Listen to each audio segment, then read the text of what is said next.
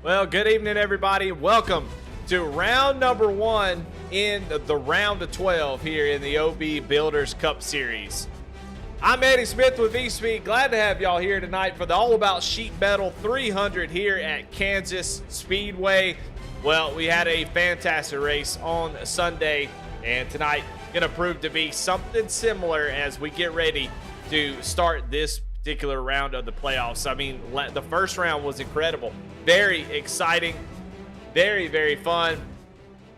And I don't think it's going to change here tonight. I think Kansas puts on a fantastic race, and I just don't expect anything less than excitement here tonight. And I think that's what we're going to get as we move on into the round of 12, and we'll look at the standings. Sitting at the top, of course, is the normal band of characters as we kind of reset the round. Randy Mullins now almost a full race above the cutoff line. That is a great start. That's why all those playoff points, that regular season championship meant so much. 37 points. Kenny Coppola, 25. Brandon Bikey there in third with 23. And then it starts to dwindle off pretty quickly. Matt Cox with 17. Then you got Alex Coffey there with 15. Then Gallimore just 7 above the cutoff line. This is where this is nut cutting right here, because it's getting hard to tell who are not contenders and who are contenders. I mean, these are some of the best. And you got Justin Belmont, who we heard him say he is getting ready to turn up the wick a little bit. He is there 6 points below the cutoff. So a lot that can go on. We'll see how this all plays out through this race in the next couple races, and we'll take a look at those real quick. Where we're at. On the right side of your screen, the round of 12 got Kansas. Then we go to Talladega. What a way to continue this particular round. Then you got the Charlotte Roval, which is just its own animal. So it is going to be incredible over the next few races. This is definitely a wild card round. Then once you get into the round of 8, it is the best of the best. That is the most difficult round in my opinion. So you'll see Vegas, Homestead, Martinsville, and then the championship 4 on November 13th set the champion. Who's it going to be? And I can tell you, looking at this list, it's hard to say Randy Mullins been incredible all season long. Kenny Coppola as well. Brandon Bikey has been in the fight almost every single race. Matt Cox as well. Alex Coffey. All these guys are race winners and just dogs. So looking forward to who kind of pulls this one out, who can, down here at the bottom, below the cutoff, can kind of get themselves back up. Blaine Wilson last week with an incredible finish to lock himself in the playoff. He is now alive again in this. And he was out, comes back, wins that race last week at Bristol, and boom, right back in it. So Blaine Wilson's got a little bit more in the tank. Take a look at Kansas Motor Speedway. Right in the heartland, the middle of the country. And it is a fun race. We used to dog this track. It was just sort of a weird track. Got that transitional banking that kind of gives you a couple different grooves. And, it was kind of a boring race for a while, but here in the next gen era, it is one of the best races. NASCAR has gone through so many ebbs and flows, and mile and a halves were sort of a complaint at one point in time. Now everybody wants mile and a halves. The short tracks are no longer the cool thing, and restrictor plate, super speedways are not the thing anymore. But they were back. It's just all cyclical. And now Kansas, one of the best tracks on the circuit, and we are always excited to go there. You can see 17 to 20 degree as that progressive banking, which will open the door for up the high line, the low line, the middle line, and maybe a little bit in between. So best is the proverbial 1.5 mile track for sure. What does that even mean? I have no idea. But we are getting ready to get the grid. Everybody's starting to grid up here, and we're going to jump right into tonight's grid.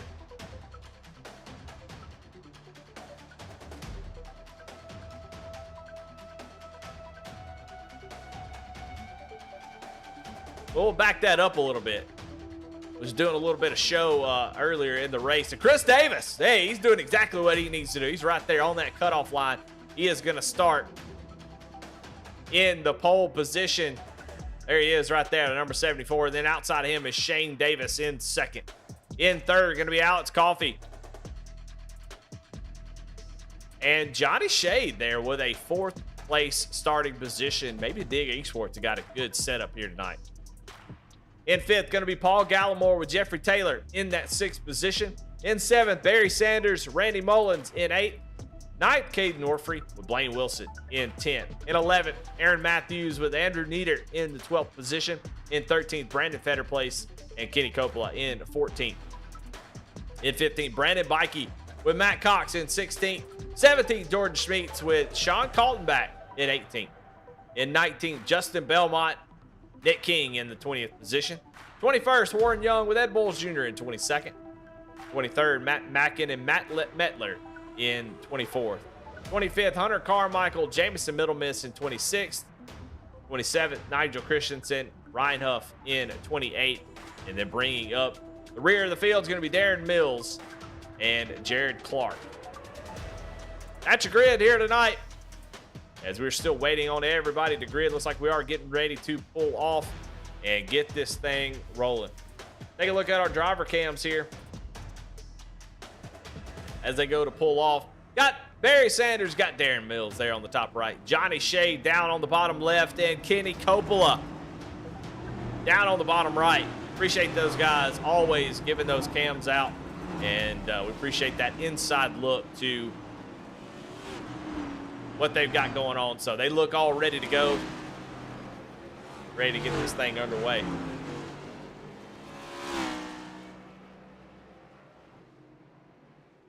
Well, Kansas, as you can see, it provides pretty interesting races. Look at the race analysis. 200 laps here tonight. Stages on lap 45 and 90, so it's going to be pretty wild racing here early on. 6 tire sets available, and of course, open setup as always. But Kansas is just that. It's just a fun racetrack, and on iRacing, there's not much more fun of a 1.5 miler to drive than this one, just being able to run multiple lanes. But you're going to have to take care of those tires. That outside line is great for passing. It is so much fun to run the wall. And at nighttime, I think that is the dominant line. But here in the daytime, I think that the bottom is going to be where you're going to save the most tires. So if you're trying to save tires, I think you want to kind of run that bottom for now, and then work your way up, maybe running the top later in the run. But we'll see. I think we'll see some folks commit to the bottom the whole time, and they'll be just as fast. That's why Kansas is so cool here on iRacing, being able to run all 3 lines and being competitive. That outside line, though, if you nail it just right, man, you can make a ton of speed down the straightaways. And you can see that little down at the start-finish line. Kind of cut that apron. We'll see guys going using all the track here tonight. It's going to be fun. But like I said, this is one of those tracks where the outside line really doesn't eat into the tires as bad as others on the outside. It still is worse than the bottom. So it just depends on how you set your car up, how you want to run. But you can run the top and still be pretty dang good. So we'll see how the race plays out. I've seen it play out multiple different ways. I think open setup kind of adds a little wrinkle in that, what line you want to run. But somebody will obviously be working that top side, trying to make moves early, make up a bunch of spots.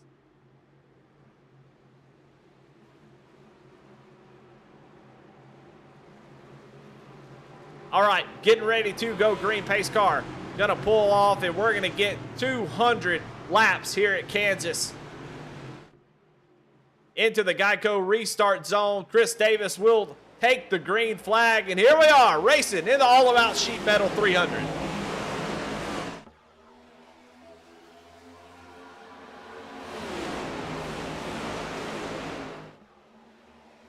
Already fanning out 2, maybe 3 wide, as they're all fighting for that any part of the track that they can use. And I think tonight we're going to see some really clean racing, just for the fact that we can use multiple grooves and they all kind of work really well. But Shane Davis takes the lead early. We'll see, Chris Davis fighting hard back on the inside. First lap in the books, and I think Chris Davis might have gotten that lap there. But they are battling side by side. Chris Davis, Shane Davis, and Alex Coffey looking on in 3rd position with Paul Gallimore right behind him. Johnny Shea making a move early, looking down to the inside. These passes can be tough to pull off here at Kansas.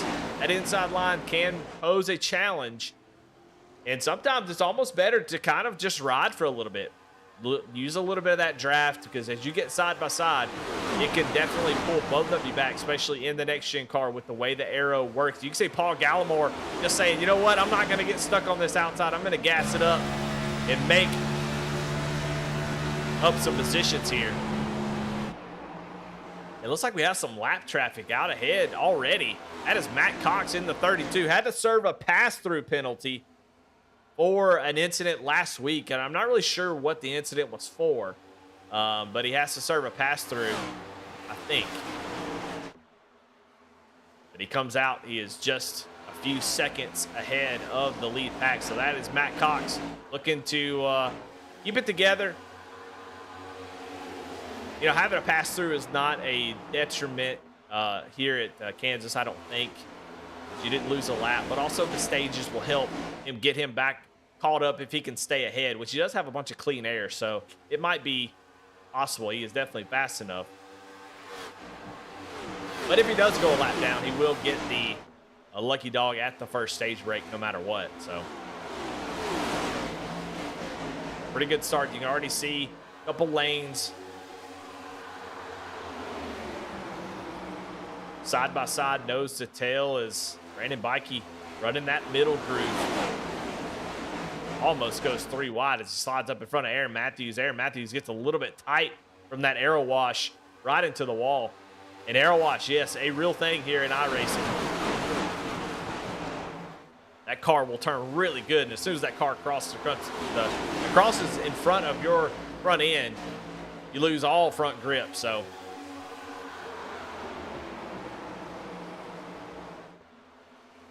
I'll tell you what, we got a lot of folks in chat being active. I love it. There's a lot of Randy fans. Then you got some Alex Coffey fans.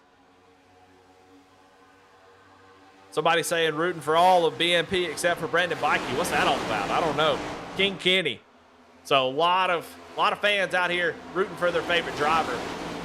And Shane Davis, man, with that clean air, has pulled away from the rest of the crew. See, he's got about a half a second gap back to second place. Chris Davis, Paul Gallimore right on his back bumper.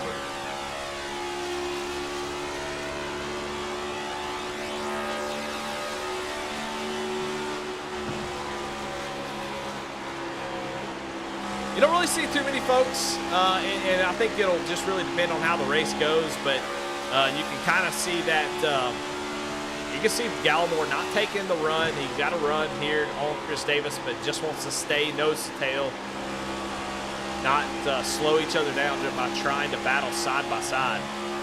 But you see some guys going down below the apron, some staying up on the track, as here comes Aaron Matthews to the inside here. But look back here, holy cow. This is like the Jersey Turnpike here. This is crazy. Oh, somebody's down on the apron, a couple drivers. Oh, they go around, and it looks like Randy Mullins.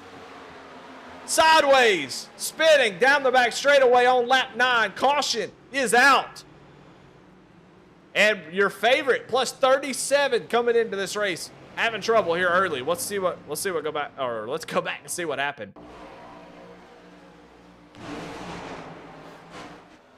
Down to the inside, Bikey gonna come down and just clip the front end. I mean, Mullins was there, and he's trying to get it caught up. More contact as, good gosh, drivers going everywhere. As that just all kind of, it was a cavalcade of issues, and just all started with Bikey coming down, trying to, maybe just didn't know the 54 was there, and you could see everybody was trying to get it all caught back up and just could not do it. I think Middleman's involved. Johnny Shade was involved there.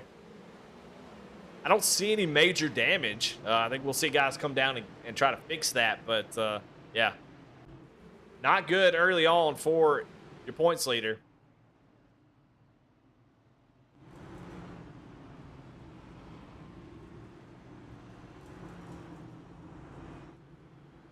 And he is stopped at the beginning of pit road. I think he maybe needed to let everybody by. I don't know. Yeah, it does. He did. So, needed to let the whole field by. Maybe didn't want a passing under yellow penalty as he was trying to get caught back up.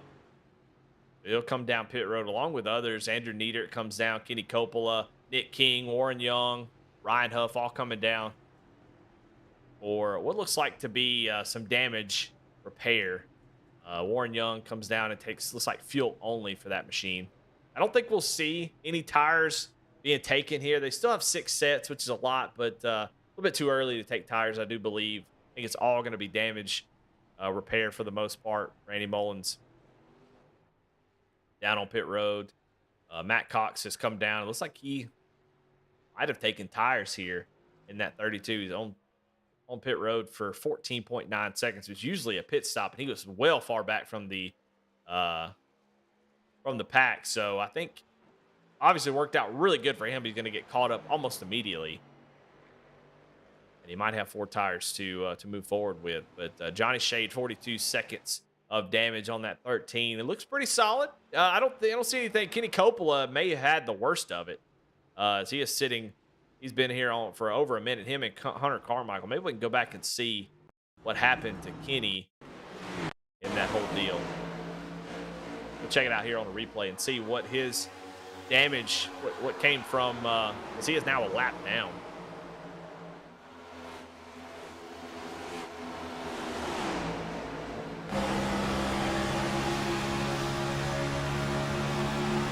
Under our first caution of the night, kind of reviewing this, we've got a couple of drivers that had some sort of issue that we're trying to kind of run down here. You can see the contact between Bikey and Mullins there, and we'll try to see what happened to Kenny. He's just kind of in the mess. Oh, yeah, he got a big hit there from Randy Mullins on the front end of that 77, which makes sense of why he is on pit road for as long as he is, trying to get that damage fixed. So a couple drivers with some big hits there.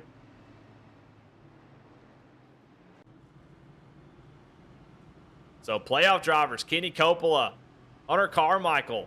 Jordan Schmeets is 9 laps down. And I think he might be having some sort of either computer issue because he's been in and out of the server. But Jordan Schmeets here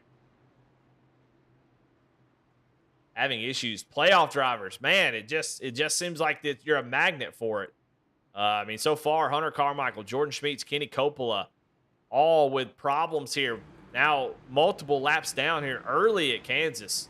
Then Randy Mullins is kind of where this started, and Brandon Bikey involved, which I don't think Bikey got much much damage out of that, but still involved nonetheless. So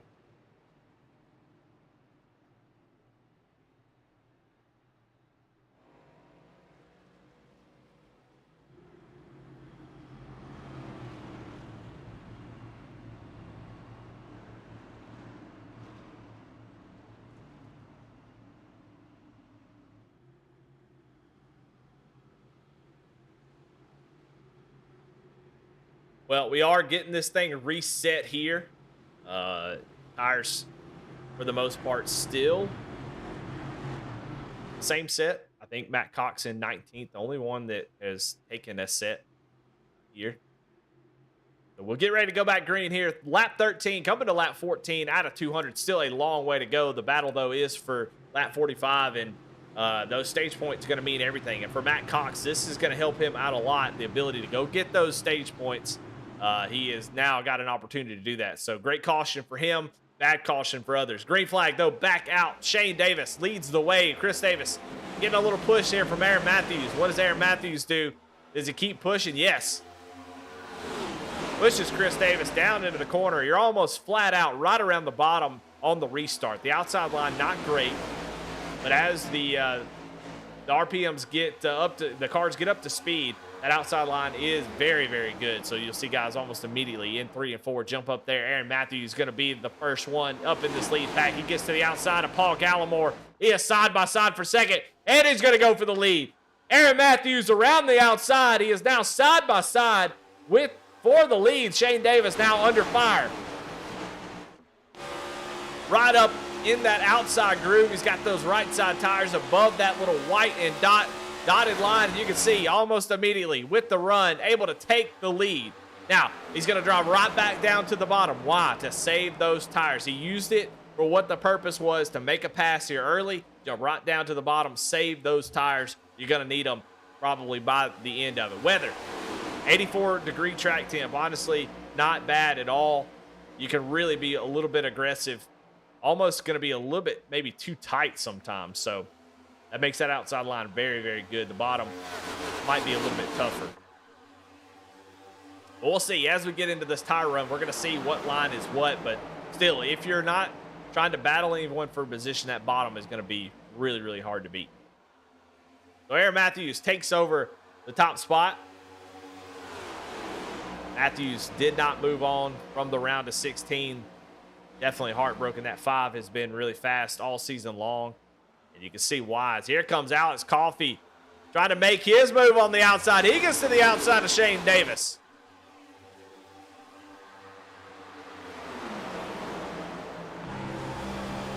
On board, Paul Gallimore, as he watches this battle between Alex Coffey and Shane Davis, and we're seeing that outside line be incredibly dominant. It's almost like a super speedway as these guys are able to get runs, make moves, and then get back in line. So Coffey going to move up to second. Here comes Paul Gallimore on the outside. Now Shane Davis says, hey, wait a minute. Now I'm going to try this. Now he's going to go to the outside of Alex Coffey. So this is a great battle. Aaron Matthews trying to work both lanes like he's at a plate track. So this is, man, it don't get no better than this. Moonshiners on a Wednesday night. Some of the best drivers on the service going at it, racing their guts out for a championship. Can't beat it. Shane Davis now looks to the inside. He had over a half a second lead in that first run. He wants to get back out front so he can continue that. But now Aaron Matthews playing spoiler for him.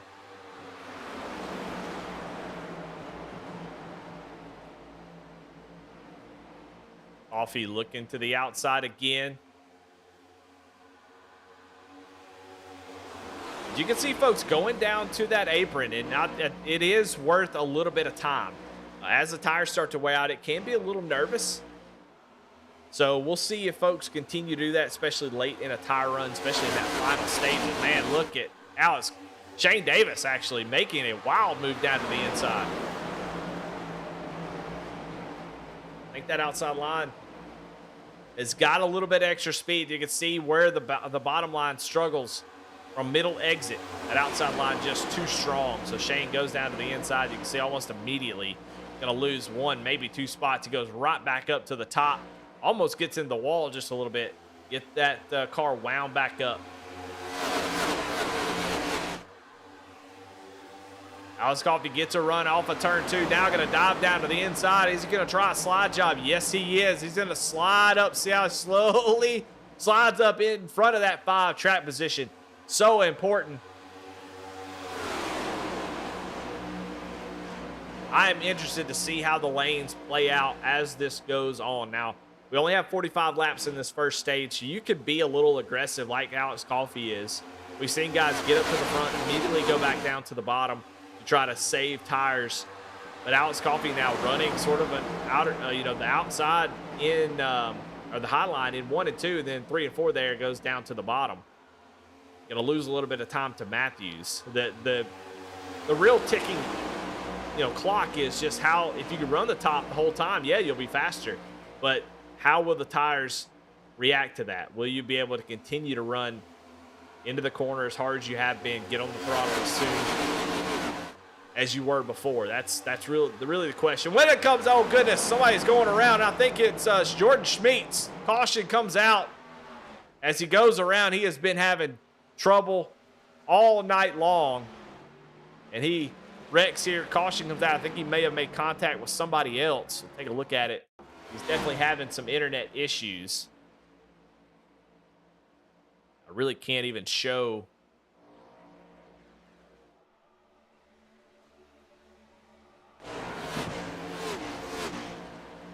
We can see he's blinking out so bad I can't really show you what happened here. Trying to do apologize, just trying to find where I can see the wreck. You see him blinking out there, and looks like he didn't take anybody out, just spun himself.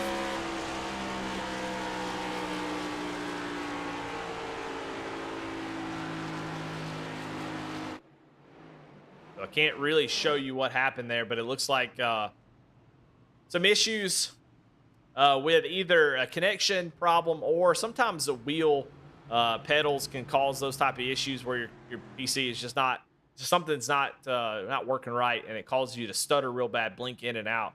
And Jordan has been dealing with that all night long, it seems like. And what happens there?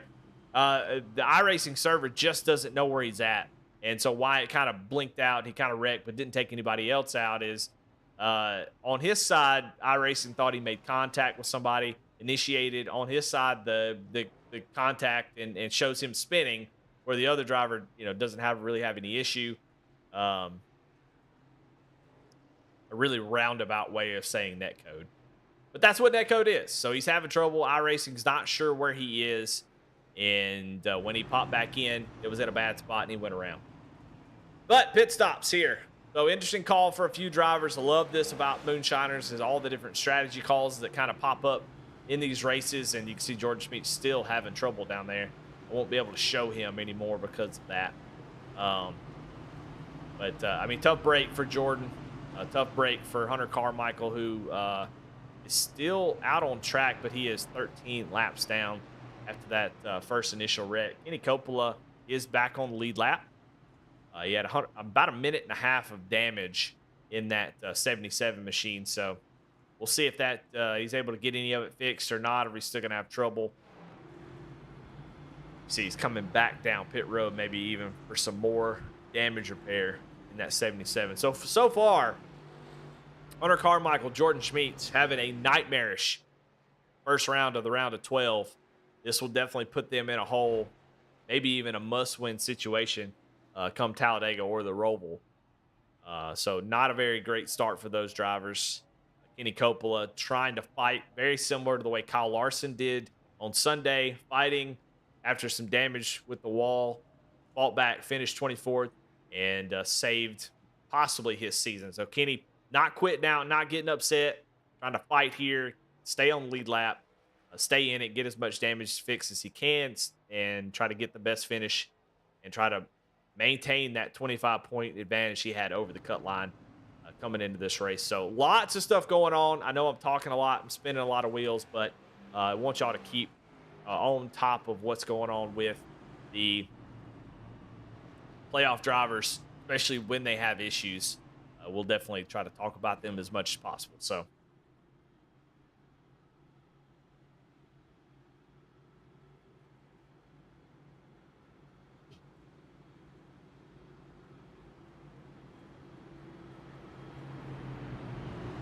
we'll have just under 20 laps left in this stage. And I'm telling you, these stage points mean everything. Let's take a look at the point standings again if you weren't here for that at the beginning of the race. You can see Randy Mullins. He is currently running in 19th, but he's got a whole race advantage over the cutoff, so he is going to be fine. He just can't afford to have 2 or 3 bad races. You have to fight back from that early incident, get back up there. But you see the guys that we're talking about, Hunter Carmichael, Jordan Schmidt, they were the cutoff line, and Chris Davis. Tonight's really going to put them in a really big hole. They couldn't afford to have a race like this. Kenny Coppola is plus 25. He can afford to have, maybe one bad race. But I mean, once you get to round of 12, especially the round of 8, you can't afford to have any bad races. So Kenny Coppola fighting here. Get back in this thing. Every point matters from here on out for the rest of the season. If you want to win this championship, you better give all 100%. Those stage points are going to mean a big, big deal here. So Matt Cox is up to 5th place. So it seems like he made the right call for sure. And he's going to get some of those stage points he desperately needs as well. Green flag back out. Alex Coffey with the lead. Blaine Wilson, the Dig Esports. Lockout of the front row. Blaine Wilson, what a great story last week. If you did not watch that race, and look at him, 3, almost 4 wide, as here comes Chris Davis up through the middle. Bikey wanted to go 4 wide there, just couldn't find the room. And they're going to settle back behind as Blaine Wilson up on the outside. Chris Davis now down on the bottom. Matt Cox with those fresh tires. You see him, that 32, the Bears car down on the bottom. What can he do? Can he get up here and win a stage? He has been on a stage winning frenzy the last few weeks, and it looks like he's going to continue that trend. But talking about Blaine Wilson, man, what a crazy, he was so out of it last week in Bristol. And then to come back and win it on strategy, great call at the end of the race, and able to get the win. He had to fight for it and locked himself into the round of 12. So he has got brand new life in that 18 machine, and he is making good use of it. Up here in the top 5 early, up 7 positions from where he started, now battling for the lead. Working that outside, definitely. Why? You only got 15 more laps. Saving tires at this point, not worth it. And you can see the run he gets on the outside.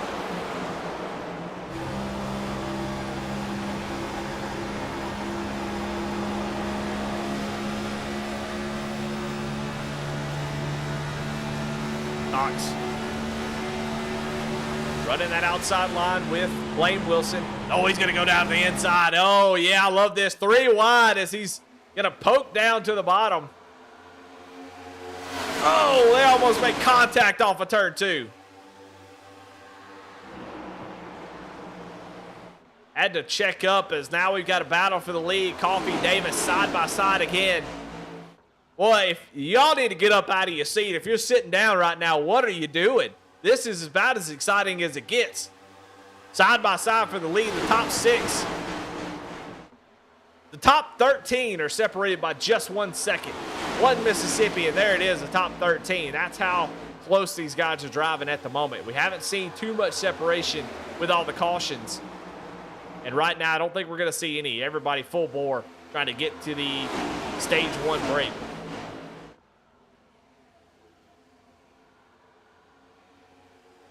Folks that have moved forward so far, Brandon Bikey up 12 spots. Blaine Wilson up 8, and Alex Coffey, a little small kiss to the wall there.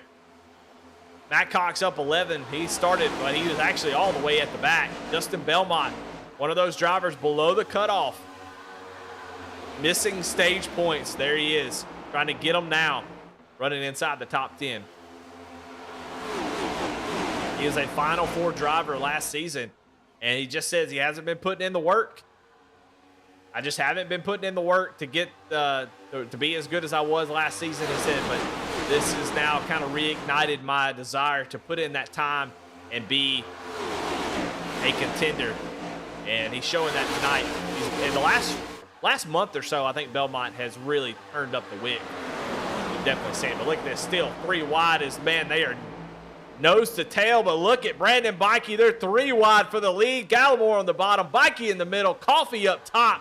We're only on lap 34. We still got a long way to go. Oh, door banging from Bikey and Coffee. Bikey goes down to the bottom. Coffee, though, with that outside advantage, gasses it up. Bikey can't do anything at the moment. Randy Mullins up to 14th. Started in 19th on this restart. Regular season champion trying to battle out of yet another hole. Here comes Paul Gallimore. Got those October pink stripes. Breast cancer awareness. Love it. Look at this racing. I don't know what to talk about. I need another announcer on another channel announcing something else. This is just unbelievable. These guys are really getting with it at the moment.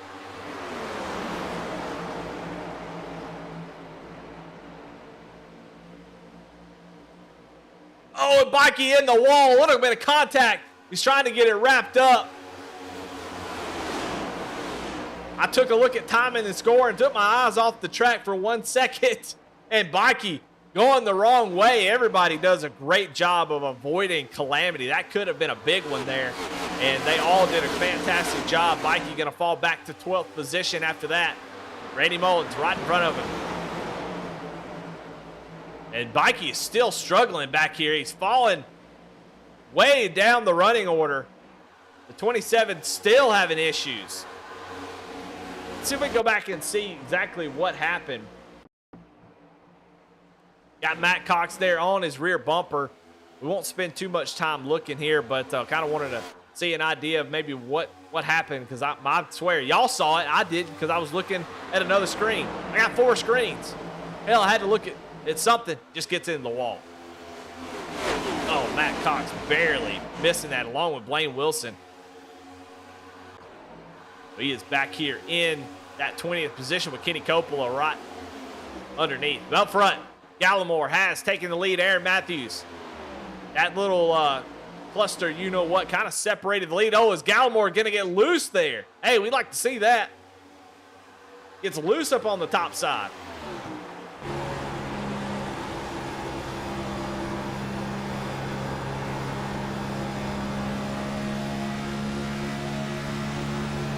Let's watch on board with Paul Gallimore as he going to maybe run this top side again. Going to get to the outside of, let's see if he is dealing with a loose issue. Yeah, you can see as he gets on throttle, you see him kind of cranking that wheel ever so slightly to the right.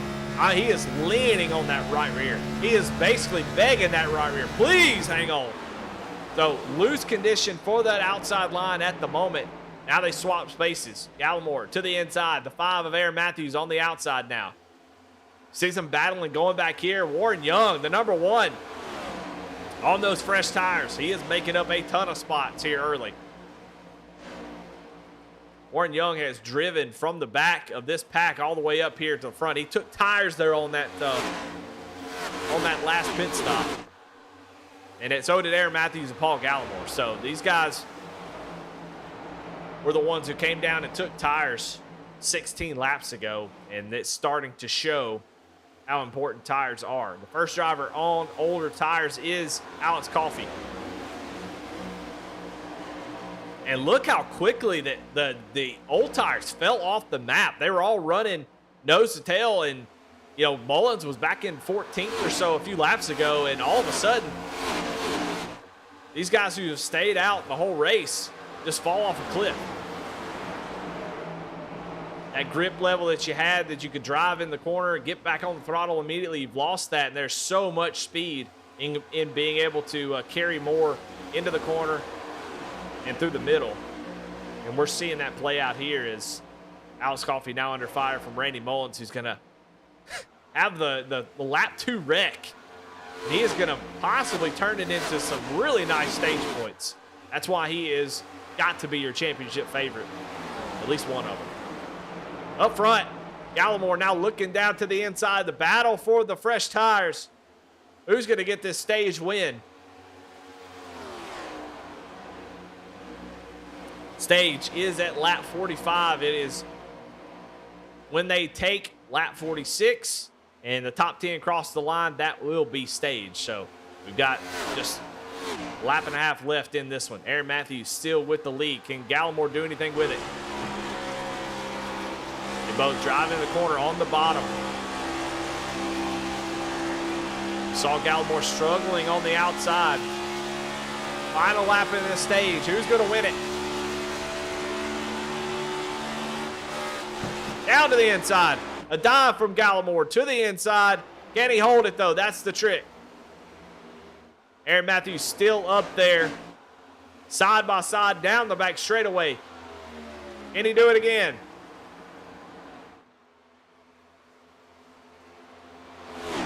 Side by side coming off of turn 4. Who's going to win the stage? And it looks like Aaron Matthews will win it, but then we have a wreck. In the back, Andrew Niedert has gone around. The 89 of Matt Mettler is sitting on the straightaway, or in turn number 4.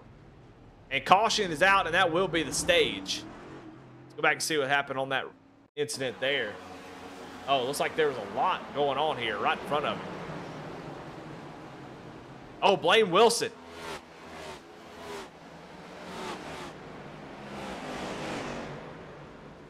'89 just kind of turns himself around after the fact. Go back here with Blaine Wilson, see what happened. Up on that outside line, he was dropping like a rock, trying to fight off those new tires on the older ones. Well, it happened in front of him. Jamison Middlemiss is going to hit him. Like whack-a-mole trying to find this wreck.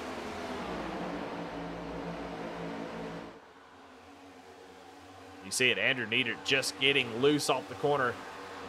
Right hooks the 16 of Middlemiss right into Blaine Wilson.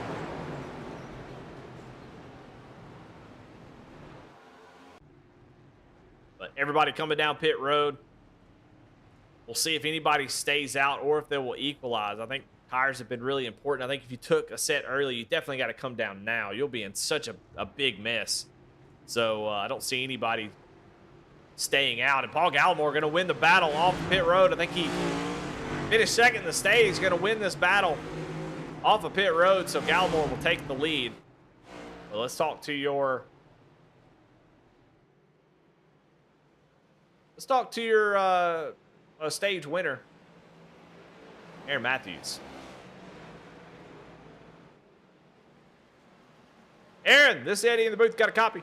Hey, Eddie, how's it going?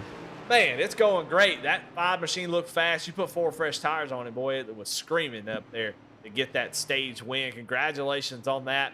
How's that 5 car driving tonight? Looks like you got a pretty good piece under you.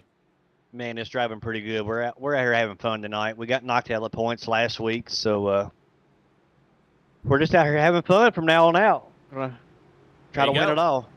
That's right. Well, you got to get you're chasing trophies, and that's hey. It's sometimes it takes the pressure off to not have to worry about playoff points and stuff anymore. Although I got to say, man, you've had a fantastic season.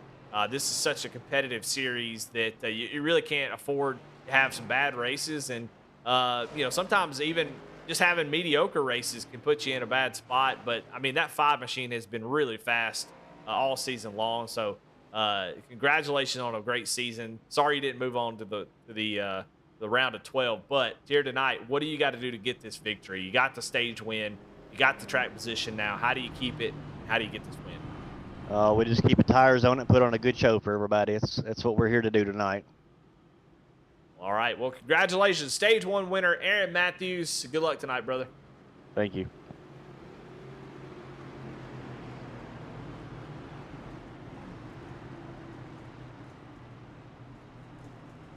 Well, still got another lap or so before we go back green. See the running order there. Gallimore, Matthews, Young, Randy Mullins comes home. Comes out of pit road in 4th. Alex Coffey in 5th. Barry Sanders knocked out last week in the round of 16. Will not race for a championship, but hopefully get up here and play a little bit of spoiler here. An interesting looking car here.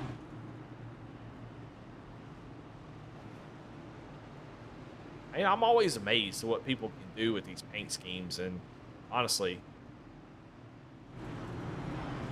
damn good looking car. I like it. It's like a skin you would win, you know, in a NASCAR game after you win a bunch of races, like 1,000 races, and they're like, all right, you get the gold color one. That's what that looks like. But good looking scheme there. Matt Cox is in 7th. Chris Davis in 8th. Brandon Fetter placed in 9th. Justin Belmont top 10. Getting ready to go back green here. Just a little bit through this one. Got lap 90 for the stage. We'll just have a little bit less laps than what we had here, about 40 to be exact. So I think we'll see the aggression to continue to be extremely high until we get to that final stage, which should calm things down. But this is going to be continuing to just be wild and out racing, and I'm here for it.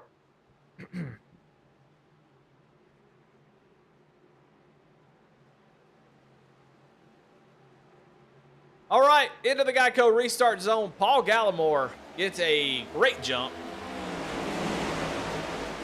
Winning the battle off pit road gives him that ability to jump out front and try to set the pace here early in this stage number 2. Jim Wortman in chat talking about, I'm on vacation, hate to miss this track. And for sure, he is in the playoffs. It's going to put him in a big hole. He's going to be a man on a mission, like he said in chat. As Matt Cox trying to figure out where he was going to go there. Just not quite clear on the outside, not quite clear on the bottom. And kind of snuck through there. Man, this is some incredible racing. Look back here. You got Bikey coming up through the field. You got Coppola there, Fetter Place, Belmont. Everybody jockeying for every inch of this track that they can use.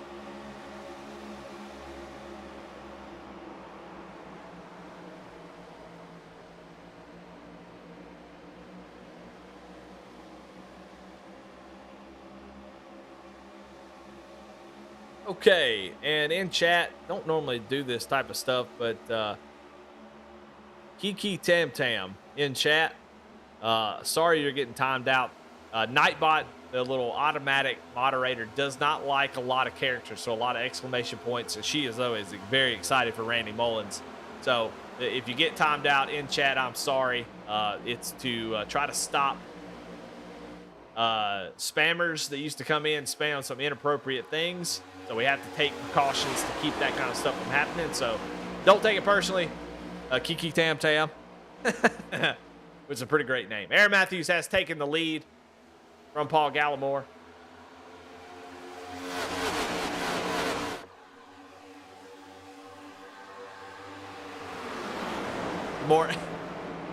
The more and more I think of Kiki Tam Tam, I'm losing it. So I'm going to try not to think about it anymore. Oh, we're wacky here today. One too many heat strokes for me. Up front is kind of calm and collected, but Randy Mullins kind of peeking down to the inside, maybe thinking about making a move. But hey, if we can pull away from the pack here early on, we know how, dang near wide open and you are, just a little breathe of the throttle. So it kind of a lot like Atlanta, a little bit of pack racing. You can pull out and try to make passes, but you're just going to slow all of you down. So we'll see if they elect to do that or try to stay in a line. Nope. Here comes Warren Young down to the inside, and it looks like Randy Mullins is going to try to follow him through as Gallimore. Big lift there, going to fall back into Barry Sanders' grasp as he's going to look down to the inside.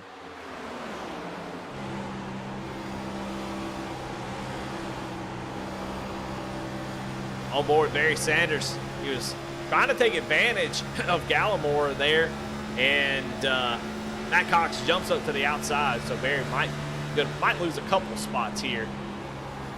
As there goes Matt Cox, going to pull down in front of him. And caution, though, back out on the raceway. And it looks like Nigel Christensen might be slow on the track.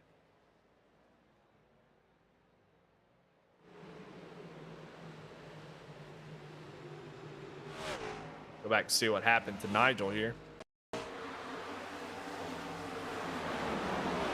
Nigel in that red and black 17. We'll see if it happened around him.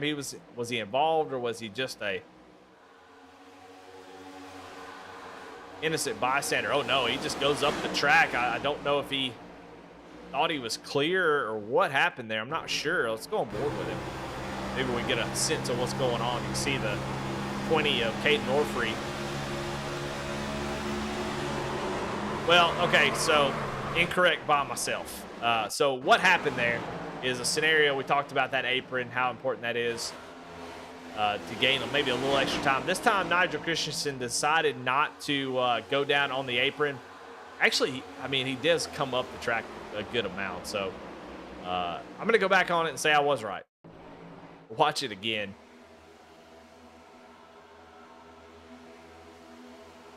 I think Sean Kaltenbach thought he was going to go down, and then Nigel was coming up, and it makes a little bit of contact. And, you know, hey, look, sometimes the racing gods are unfair, and you're caught up in someone else's mess. You get wrecked by somebody, and you get tore up, and they keep going. This was the one time that it worked out the way it should have. Nigel goes around, falls to the back. Everybody else continues on. So they got to come down pit road. Sorry, Nigel, but spade's a spade, and I think he probably knows that. So pit stops happening for a few folks. Blaine Wilson has come down. Nope, we won't see any tires. Looks like it's just damage fixed from that that incident. Sean Kaltenbach, who was involved. Nigel Christensen coming out of pit road now. Nick King is on pit road in that 12. He's getting some damage fixed along with Jamison Middle Miss, although I think they may be from a few wrecks back. So still trying to get some of those things fixed up. Now, Jordan Schmeets, just a little update on some playoff drivers. We saw him having multiple issues with connection, either connection or some sort of computer issue. The way how fast he was blinking makes me think it was some sort of computer issue that he's dealing with. And he has finally called it quits. Hunter Carmichael still out on track, but multiple multiple laps down, 12 laps down to be exact. I don't think he's going to be able to make up 12 laps. So frustrated. He was frustrated a couple weeks ago at the Glen. Almost had that win, but still made it into the round of 12. So he's fighting for every position he can. We have a big one here. Take out 4 or 5 guys. He can pick up those spots. We're right now running in 29th. And at the current moment, Paul Gallimore, who was up front, has lost connection with the server. He is still connected. He hasn't been dropped just yet. But 6th place in points. We're going to find out in just a few seconds whether or not he's going to be able to come back or if he is gone and have to reconnect. So something happening to Paul Gallimore. He is now a lap down. Paul Gallimore has now dropped his connection. So more and more issues for playoff drivers. Man, it's crazy how this has happened in these races. Gallimore up, running great up front, doing exactly what he needs to do. And now connection issues going to take him out along with the others. So we'll see if he can get connected and get back into the race. He's 1 lap down now, about to go 2 as we are getting ready to go green. So we'll see if he connects. We'll pay attention to that. Get back on the track. But, man, my goodness. You're a playoff driver in the top 12. Seems like there's a big old target on your back. Right now, Warren Young, not a playoff driver. Aaron Matthews, not a playoff driver. Then you got Randy Mullins and Matt Cox in the 2nd row. So dropping like flies. And we're not even close to halfway. We're just over a quarter of the way through this race.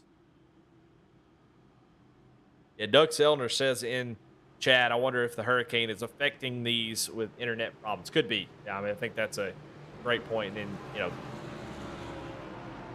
I hate to be corny, but, you know, if anybody is dealing with some of those issues, our hearts and thoughts and prayers obviously go to those folks affected by that. Those floods have been pretty nasty. People losing houses. You know, it's terrible. So hopefully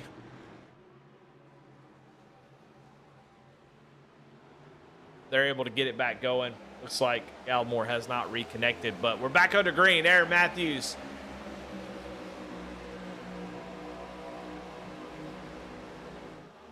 Should have had control of that restart, although I think Warren Young technically was called the leader as Gallimore blinked out. So, but Aaron Matthews with that top spot. Take the lead back on this restart.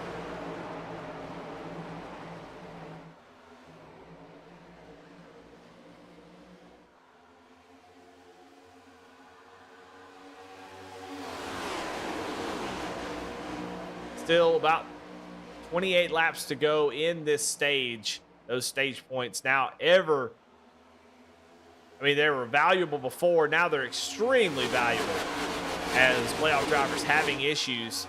And every point matters. Look at Darren Mills down in the inside. 3 wide with Fetter Place and Ed Bowles Jr.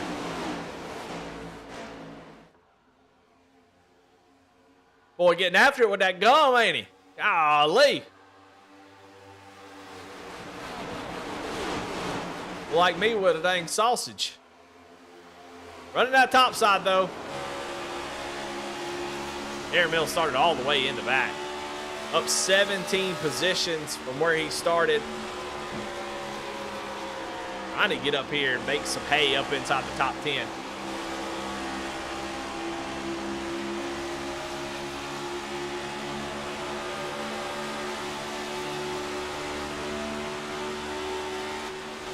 Looking down to the inside, you can see Bikey there working that outside line.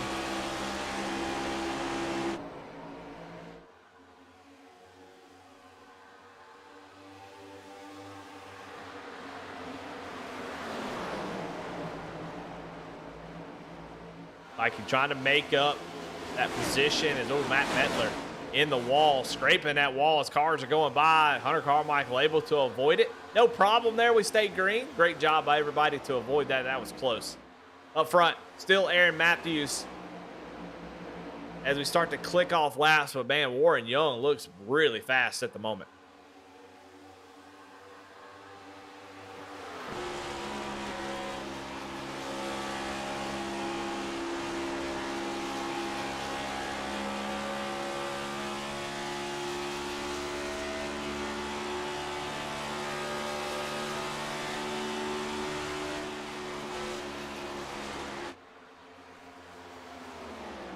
See Aaron running right on the bottom line. You can see Warren Young running about a lane up, maybe half a lane up, trying to get some clean air on the front of that car. Not quite running the middle, not quite running the bottom either. Sort of in the middle there, trying to drive down on exit, get the best run he can, but not quite able to do it just yet.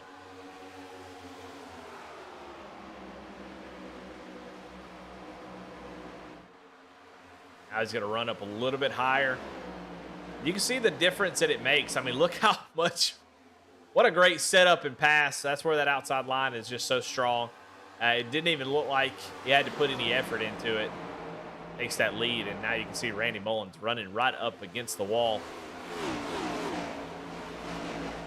iRacing has made some significant updates for the ovals in the past even 3-4 years where the cushion is a thing on iRacing. And, you know, in real life, you hear a lot of people talk about the cushion at Kansas, Homestead, Darlington, those type of tracks where you gain a lot of speed and you run up right against the wall, and it makes sort of an air pocket that your car can just kind of run in. The pressure is so high that it keeps you off the wall. It's like the air is just pushing you off of that wall. And iRacing's pretty close. But right now, gosh, you get so close to the wall and it grabs you. And we've already seen that happen a couple times. So you see, guys aren't really running right up against the wall, but putting those right sides on that progressive banking up the track a little bit helps rotate that car. You keep the throttle in it, and you can get some really big runs. That's where Aaron Matthews now is currently running as Mullins now going to take the run, try to go down to the inside. You see Matthews gets into the wall there off of turn number 4. See what Matthews does here. Gonna run that outside line. You can see that she's kind of riding that seam there where the banking goes up. Use the left side's down on the lower part. Helps turn the car a little bit. The right side's on the upper part. Just offsets. It's like it's not exactly like stagger, but it's very similar, and it helps the car rotate. You can kind of manage that seam a little bit. The nervous part is when you kind of run over that. You kind of move up the track a little bit. The car won't rotate as well if you go down. Also the same problem. So you kind of have to straddle that just a little bit. And I can tell you, if you're running that outside, you are working. We saw Gallimore earlier trying to keep the car under him as he's running that outside line. So it seems like some folks are building loose. As you put a lot of pressure on that right rear tire, and it can start to get a little bit loose on you. But that's why it's fun. I got to say, if I'm in this race, I'm running the outside. I don't care. I don't care what it does to the tire. I don't care. I don't care. I don't care if people pass me, 20 laps down the line. I'm running the outside because it's just so damn fun.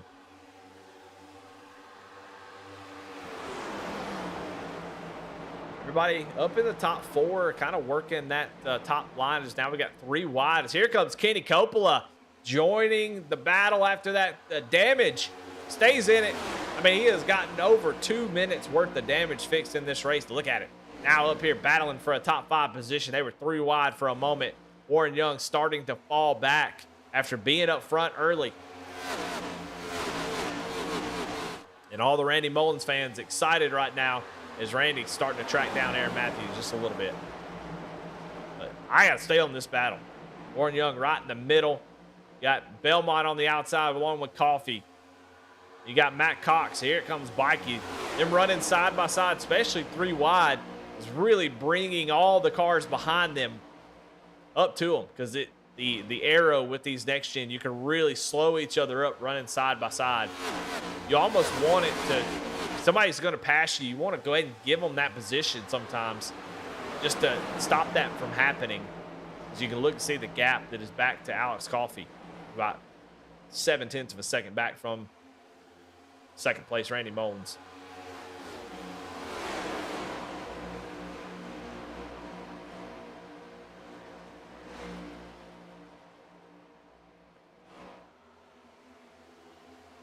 $15 laps to go in stage number 2, and honestly, it's pretty calm up here. Even though these guys are kind of fiddling with 3 wide, it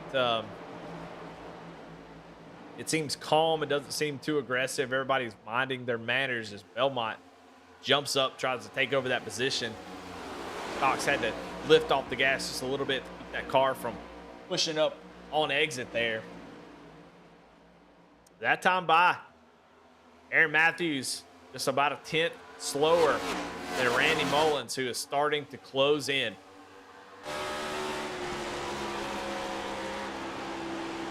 Aaron Matthews right up against that wall, trying to put as much dirty air in that preferred line as he can. The drop down to that apron. Like I said, you can gain a little bit of time there as long as you don't get out of shape. It definitely can make the car feel unbalanced. But right now, I mean, Aaron Matthews playing defense against Randy Mullins. He's almost daring him after 30 laps on these tires, daring Randy Mullins to go down and pass him on the inside. What Randy has to do is just wait. Wait for a mistake out of the 5. Wait for him to get loose, maybe get into the wall. That's really Randy's best shot. Now, you can try to get a good run, but with Aaron running that top line so well, it's going to be tough to get a better run than what the 5 is getting. You see, he can close in just a little bit. That's not enough to dive down to the inside, I don't think.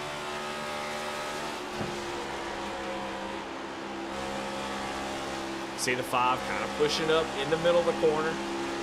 Randy Mullins giving a little bit extra room. It's a great run down the front straightaway. Stay right on his bumper. And you can see him kind of cutting down. You go, why didn't he just drive up against the wall like Matthews is? Oh, he's going to gas it up. Try to get that, make that move as Matthews a little bit slow on exit. There he goes. There goes the dive. Going to drive it down to the inside, but can he hold? That's the trick. No, he cannot. Matthews going to fight hard on the exit and hold on to the lead. When you're behind somebody like that, you kind of have to just ride. But you saw Randy Mullins kind of running a lane down, and you kind of wonder, why is he doing that? If Aaron Matthews is driving so close to the wall like he is, and he gets into the wall and you're right behind him, there is no escape. You're going to run right into the back of him. So I think Randy might be running down just a little bit lower, just in case that happens, which it does right here, almost on cue like we planned it scripted. As that happens, Matthews gets into the wall. That opens the door for Randy Mullins, but here comes Kenny Coppola. Gets a big run. He's going to dive down to the inside of the 54. The 54 had the lead for all of about half a second. Kenny get the run on the outside and hold on to it. Side by side, down, back straightaway. That outside line prevails for now. Coppola still down on the bottom. Matthew going to tuck in behind that 54, knowing how dominant the outside line is. Coffey into the wall. Oh, somebody is loose. Chris Davis going through the grass, the 74.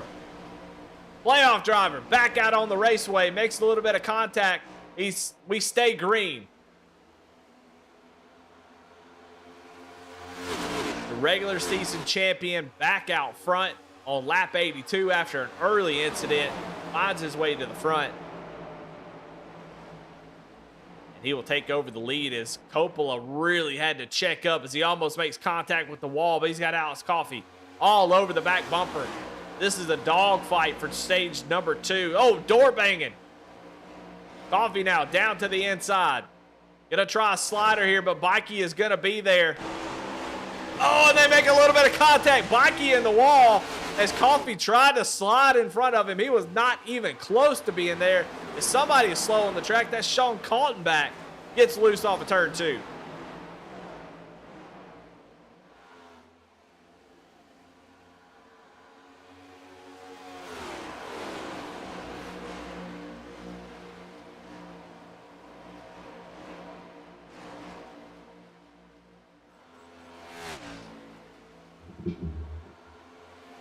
Aaron Matthews trying to come back, make something happen here. Nothing doing. I mean, I think he was fine except for that small mistake that he made. And once he made that mistake and he gets loose there, that's going to open the door for Bikey. What does Bikey do? Oh, he's going to do the smart move, jump up to the outside. I would have saved that one for the end of the race. That's what you want to do. Instantly puts Matthews at a disadvantage. He's going to drive down to the inside of Randy Mullins. But I think that outside is rolling at the moment. Aaron going to have to give up those 2 spots, I would think, as the outside line running nose to tail. Look at Coffee all over Bikey, and it seems like this side drafting that you can get on someone's rear quarter panel is really throwing the balance of these cars off.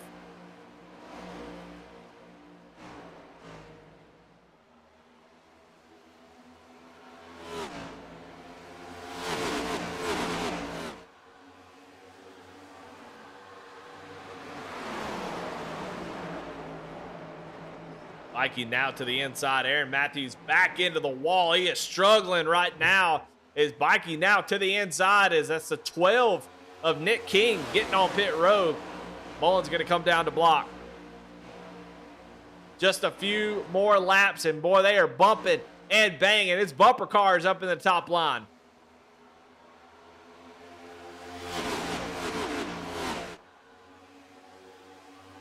Here comes Coffee down to the inside. Going to try to take over second. That's going to open the door for others.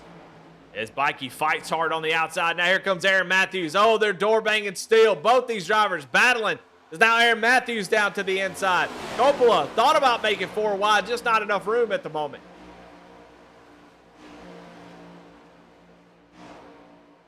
Bikey, can he get it wound up, or can Coffee clear him? He's going to clear, but he's going to get really loose. A bump from Bikey. Second place goes to Alice Coffey.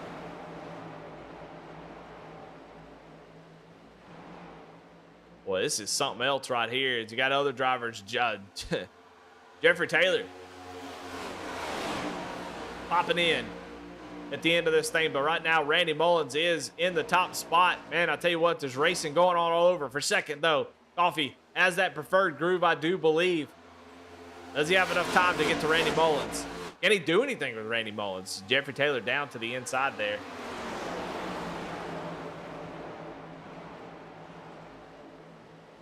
Mikey looking to the inside of Aaron Matthews. White flag in stage number 2. They're banging doors back here, crossing the line. Mullins, I think, he just doesn't need to make a mistake here. That would be the biggest. I think he's got this thing in the bag. Stage number 2 for Randy Mullins. Who's going to be the rest of the top 5? Side by side, 3 wide again for second place. Coffee with the run, but he's got Bikey next to him. Across the line, Coffee, second. Caution's out. Stage number 2 in the books. And your stage winner, fan favorite, Randy Mullins in the 54, takes stage number 2.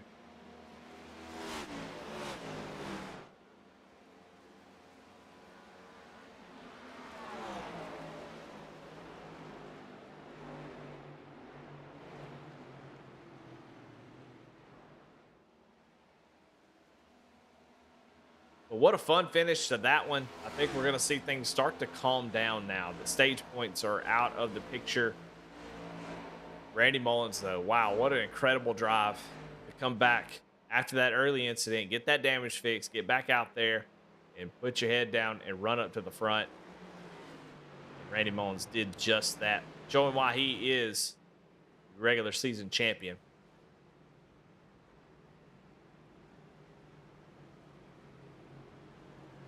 We're going to take a short break.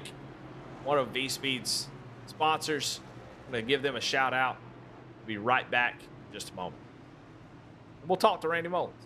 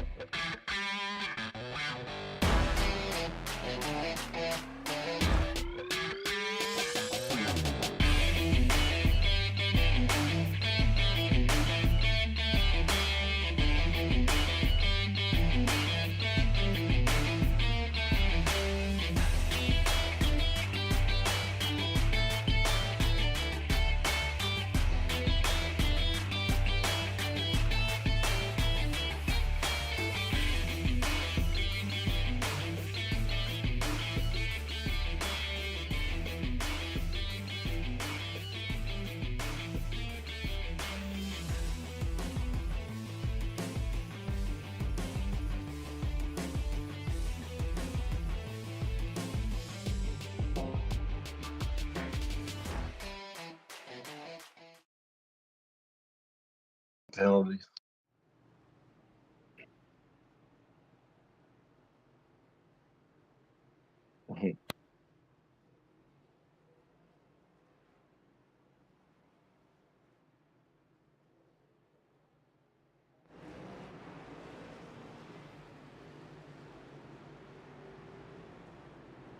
It's fast, and we brought you back.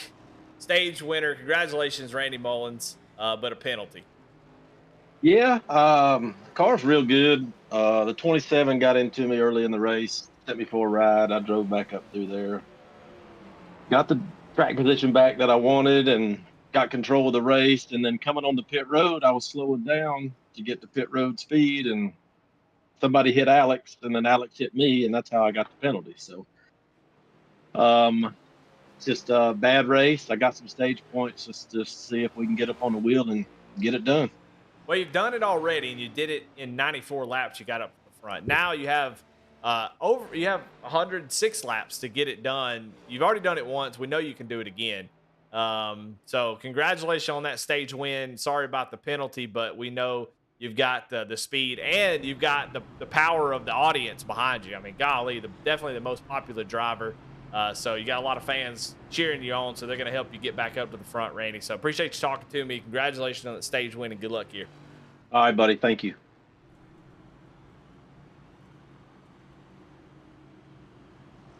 Well, awkward to come back and talk to your stage winner and him have a penalty. So bummer for the 54. He'll win stage number 2. He'll get those stage points, but he'll have to fight to get back up to the front. So Randy, not happy, but you know, and to have a speed penalty because somebody ran into the back of you is that's probably the worst way to have one. But I'll tell you, if anybody can go from 23rd to first, it's definitely that 54 machine. I don't think we're done having caution. I'd be surprised if we went green to the end here. So plenty of opportunity.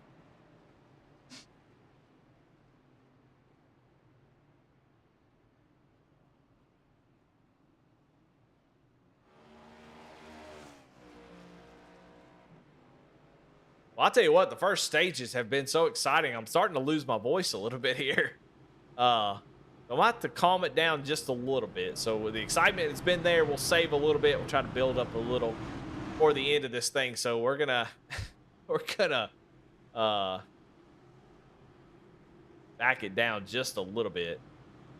I'm trying to save my voice a little bit.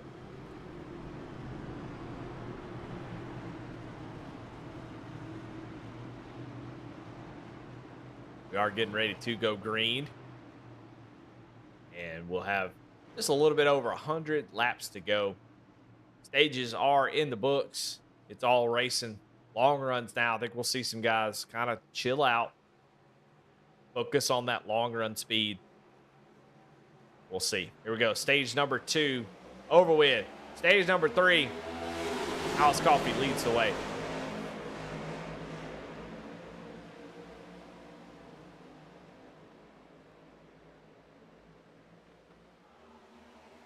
Side by side into turn number 1, coming out of turn number 2. Coffey with that outside line, but the inside pretty stout on a restart. On fresh tires, that inside line is strong. So Coffey now at the disadvantage. You can see why Kansas is so much fun. Early on, that inside line is where you want to be as the tires are cold. You can run dang near wide open. That inside line is strong, but as the run goes on, that outside line becomes more and more dominant, harder to make that pass. And Coffey, though, making it work here. Cox going to be lined up on the outside. Cox going to drive down. Oh, my goodness. And a gift from Bikey as the 32 of Matt Cox going to go for the lead. But, I mean, a big break from the 27 because he turned right across the nose of the 27 car. Going to bang doors a little bit with Alex Coffey down into turn 1. Can he make the inside work? Coffey drives it deep into the corner. Oh, big wreck behind. Barry Sanders. Barry Sanders hard into the outside wall. And we stay green. No caution. So we'll take a look at it real quick. Just show you what happened. Little contact with Sean Kaltenbach.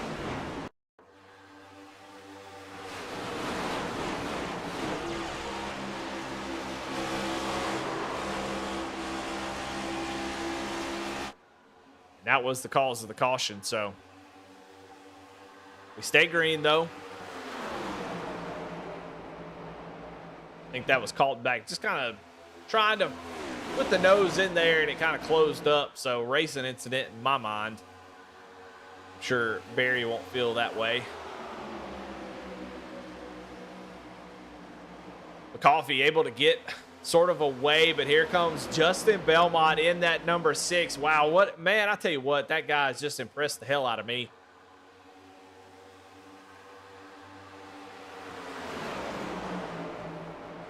I mean, we really haven't talked much about him in the first couple stages other than just the fact that he is in the playoffs. Now he's up here battling for what could be the lead here with 100 laps to go.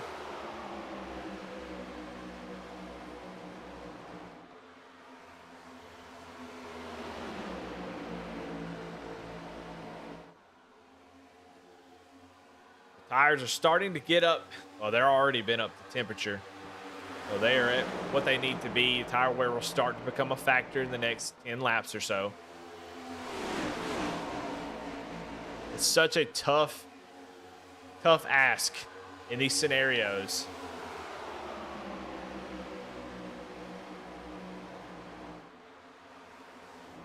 Aaron Mills not happy about something at all.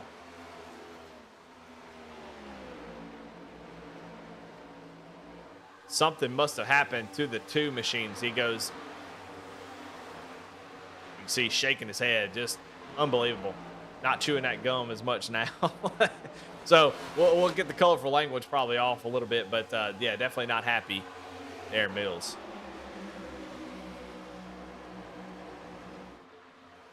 Aaron Matthews takes over the top spot. It's a tough, what I was going to say before all that happened, a lot of action here in Moonshiners. Hard to really talk about a point, but it is so difficult to do these two things. One of them, save tire, and the other, keep track position, because you kind of have to balance it. Whoever's the best at balancing it is going to be probably the winner here tonight, I would guess, especially now that we've gotten into stage number 3. You want to keep that track position. So, you know, to save tire, you just run slower. I mean, it's pretty simple. You lift off a little bit more. You see somebody go real low. It's Nigel Christensen able to hang on to it. But, you know, you just run slower. You lift on entry. You don't turn as much. You don't run as much speed through the corner. You just try to keep from burning the tires up, get them hotter. You just lift, let it coast a little bit, roll back on the throttle. Just don't carry as much speed, doesn't put as much friction into the tires, keeps the tires from overheating. But when you do that, guys that aren't saving tire, they're going to blow right by you. So it just depends on what everybody else is doing. You want to, if you're Coffee here, you want to save tire. You don't want to try to run down Matthews here. You don't need to. But also, you don't want to give up 4 or 5 spots doing it. So it's a tough balance to do both. And I think that's where some of the best become the best, is being able to do both of them. So, oh man, somebody in the wall. Looks like Warren Young, who was up front. No cautions. He's still stuck to the wall. All he's got to do is turn off the wall, I would imagine.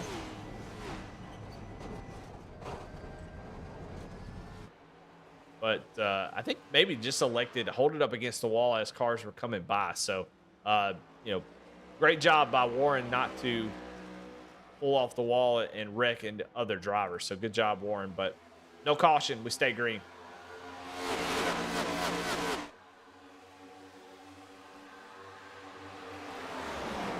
People are asking about the penalty. The penalty was just a bumper car situation. I don't have it to show it to you. Sorry. But based on what Randy Mullen said, it makes perfect sense. He drives down into the corner trying to get down to pit road speed, and these guys push it. I mean, they're right on the limit. So when a couple drivers make contact and you know, one driver hits another driver, bumps into you, that can push you over that speeding limit. and that's where the penalty came from the 54. So, you know, it's hard. Those are tough calls. If you're, especially, you know, if there was an admin or something, how do you make that call? That's a tough one. You don't. You understand the frustration for the 54, but speeding penalties are just that. They're speeding penalties. So, you know, I don't really know what I don't know what the right call would be in that scenario. Obviously, you'd think, well, if he got bumped and got the I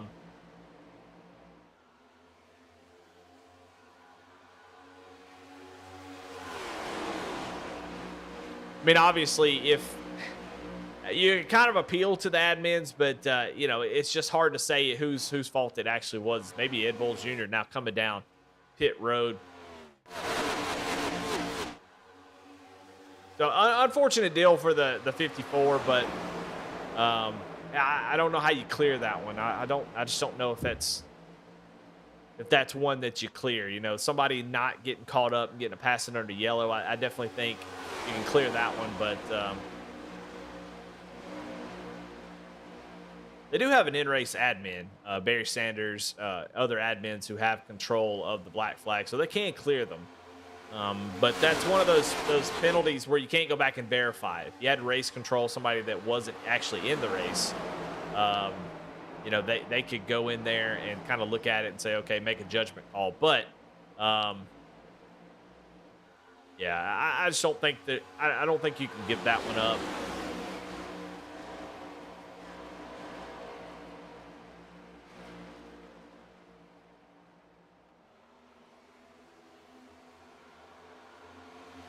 Aaron Matthews still leads the way, and you could definitely feel the calmness that's going on right now. Alex Coffey's going to look down to the inside. Don't know if he's going to be able to make that move happen. Just kind of waiting on Aaron Matthews to burn his stuff up on the outside. As you can see, everybody just kind of minding their P's and Q's up front.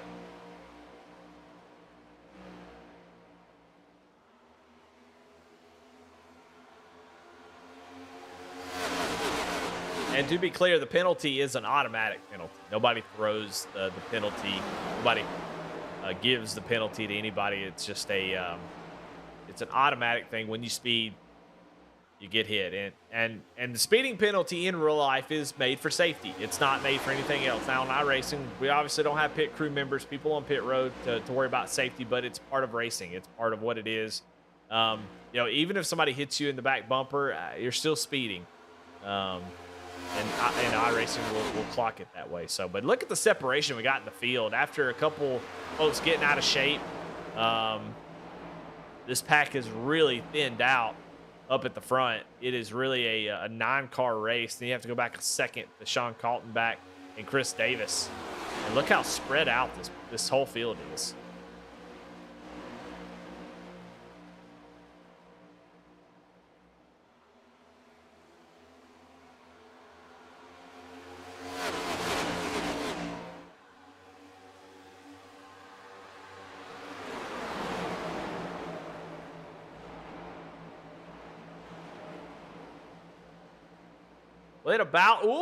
As Belmont almost gets into Bikey as he got tight there, and he's going to lose a ton of spots. Had to check up there from middle exit to keep from getting into the 27 of Brandon Bikey and going to get it wound back up, but that was almost disastrous.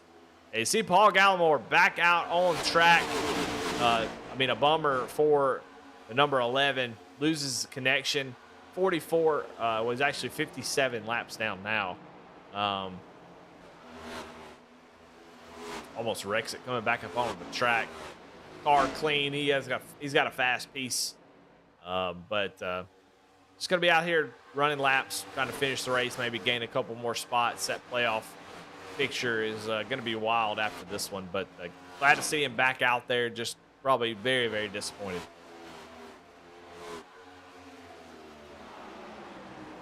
Aaron Matthews starting to pull away a little bit as these guys battle side by side. Blaine Wilson, last week's winner, on the outside, takes over second place from his teammate, Alex Coffey.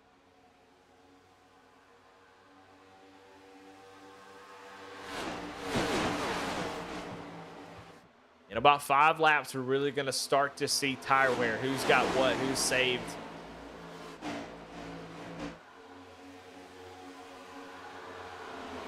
Right now, Aaron Matthews has the track position. That's what you want to be as, man. Coppola all over the back bumper and just pushing Alex Coffey.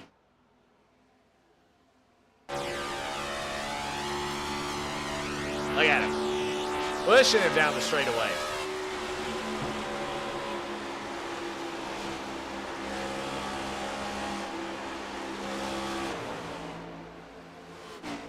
Using that draft to try to keep up with those front three.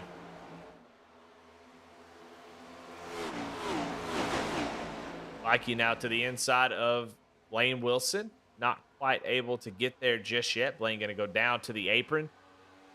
Hang on to that spot.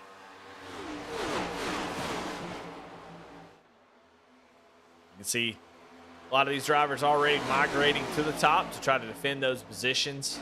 We saw at the end of that stage just how difficult it was to make a pass on the bottom once the tires got too far gone.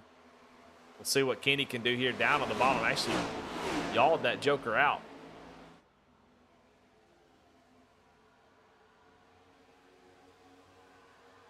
Coffey able to hang on, hold on to that spot for now.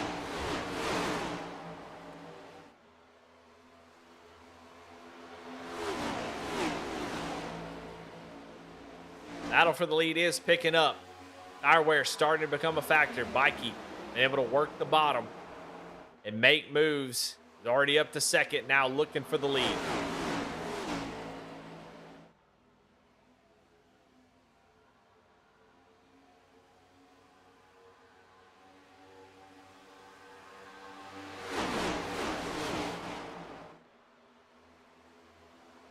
Aaron Matthews holding on to it for now.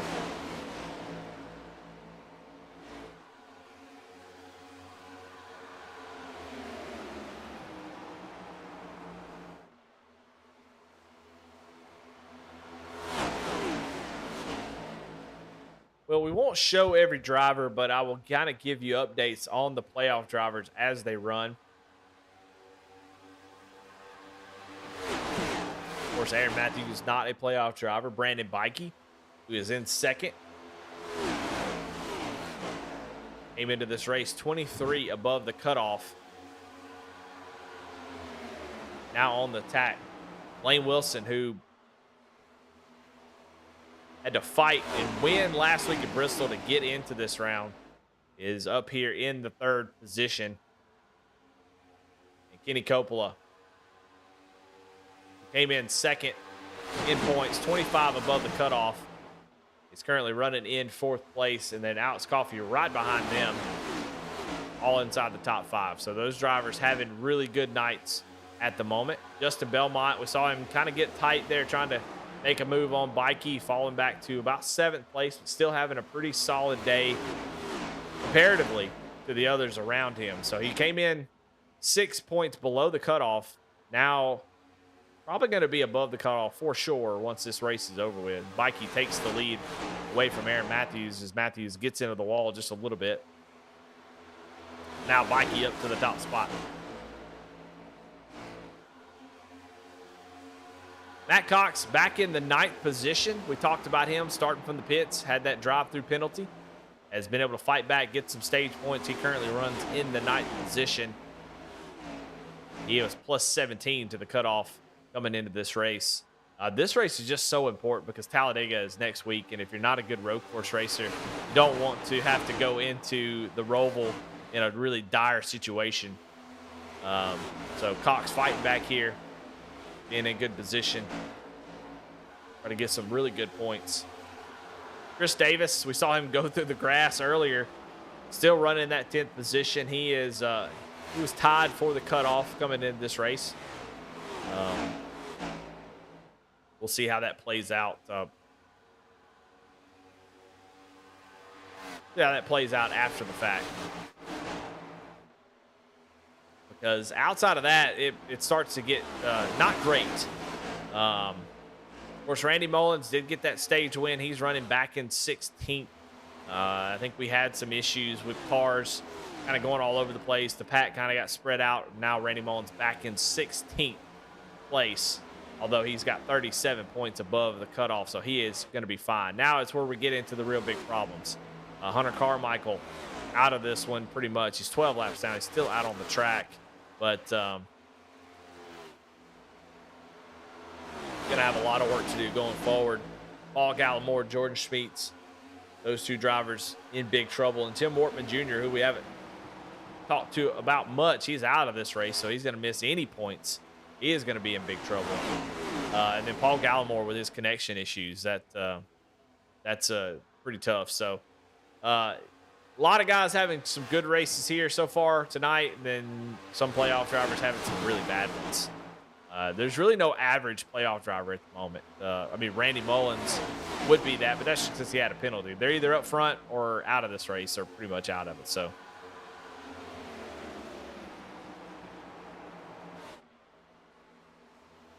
But as this run, we're 36 laps into this tire run, and Bikey has gotten out front.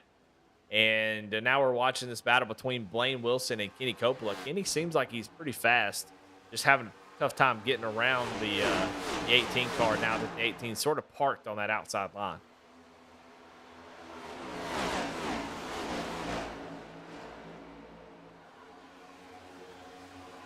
Jeffrey Taylor almost goes for a tumble there down the back straightaway, getting loose off the corner. You can see Kenny all over the back bumper of the 18.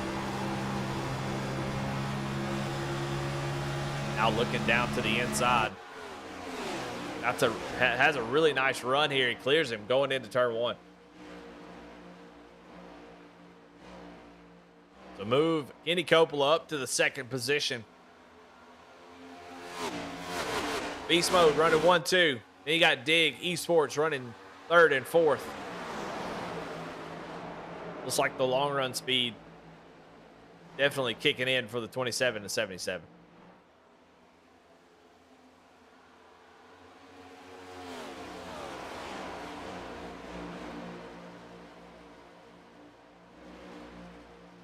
Well, obviously going to have to make a pit stop in this run here. When do you come down pit road? If you're Mikey, if you're Coppola, you don't come down pit road anytime soon. It's Van Davis. Has kind of run these guys down, but almost had another terrifying run through the infield. But yeah, if you're Bikey or Coppola, I don't think you come down pit road until the very last moment. You've got the long run speed. You're putting pressure on these guys. There's no reason to come down early in these positions right here. If you're falling back a little bit, start to feel like you're, maybe Blaine Wilson, and you're falling back into the clutch. You've already lost a spot to your teammate now, Shane Davis in the 79, looking down to the inside. Maybe you pull the trigger, come down early. It's hard to say. I think in this track, I think you want the long run speed. I think you got to run it out here. I'm thinking about coming down too early. Yeah, you would gain a metric, what ton of track position, but you're going to be playing defense for the entire rest of the race. So it's really hard to say what you do. But I don't know. I think you got to run long. I think if you're up in the top 5, I don't think you come down early. If you come down early, you risk things like cautions coming out before you can cycle back around. I don't expect to see anybody try any kind of crazy undercut in this top little group here. Shane Davis does take over the 4th spot, and we're starting to see that separation now. Look how spread out this little group is, and we've had nothing but door-to-door, 3-wide racing, nose to tail, and now it's sort of starting to spread out as the tires start to fade. You're not able to drive as hard into the corner, not able to get on the throttle as quickly, and dirty air just makes that even worse.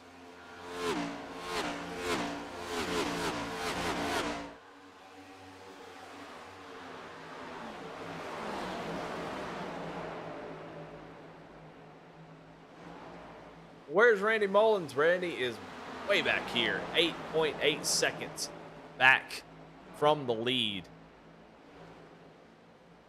Randy Mullins is very, very good, but he is not going to make up 9.4 seconds to get back up to the front. He's going to need a caution for sure to make it happen. He might get back to the, I don't even think he gets to the top 11. Right now, he's 3 wide with Nigel Christensen, Jared Clark. Oh, my goodness. Almost disaster.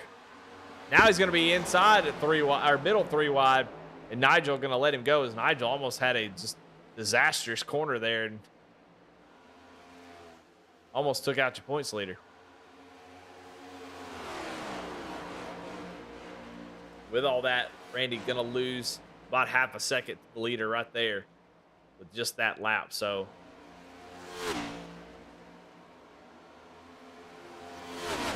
he's up to 12th, moving forward. Just gonna need that caution, I do believe. I don't think he makes up 9 seconds.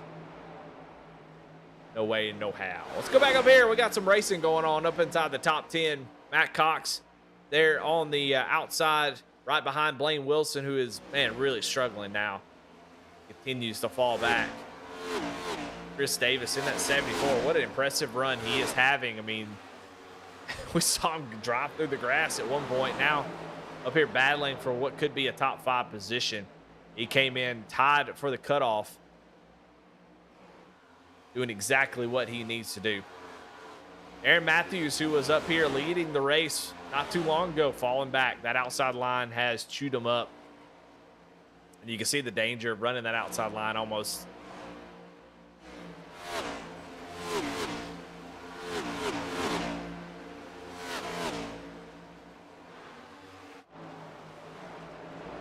US America in chat says, commentator, you're correct. He's not going to make top 11. Going to make number 1. Well, number 1 is in top 11. You're right. I think we're both right. But without a caution, I can guarantee you that Randy, I'm going to say it right now. I'll put $20. I'll put $30 to whatever US America's charity you want me to donate to. I know I'm not putting up big money here. But I guarantee you $30 to whatever charity you want that Randy Mullins doesn't win this race without a caution. He's going to need one. I'll gladly pay that $30 and be wrong, but he's going to need a lot of help. If it stays green, which is not likely. We've seen a couple guys get real out of shape, especially as they get later in this tire run. It's only going to open up more opportunities for that to happen. But if a caution does come out, I think he's got a great shot.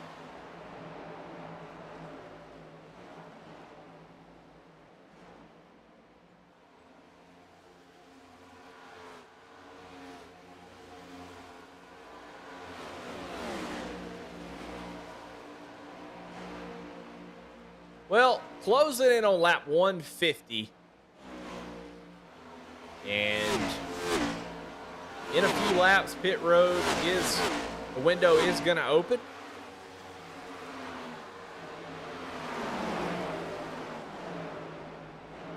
Who's going to be the first to come down pit road?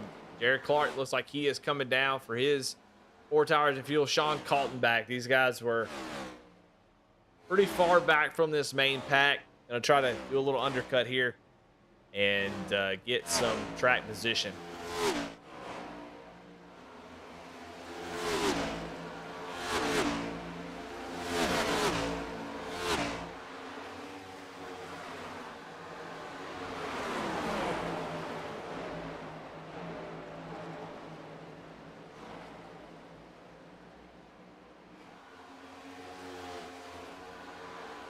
Still some really good battles going on. Oh.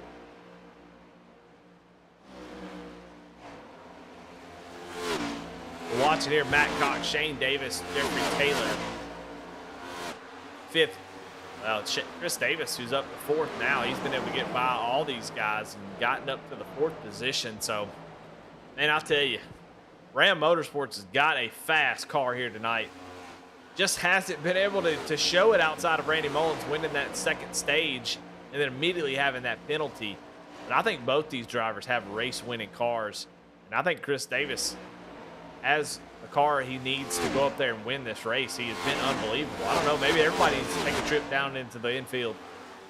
That car is fast.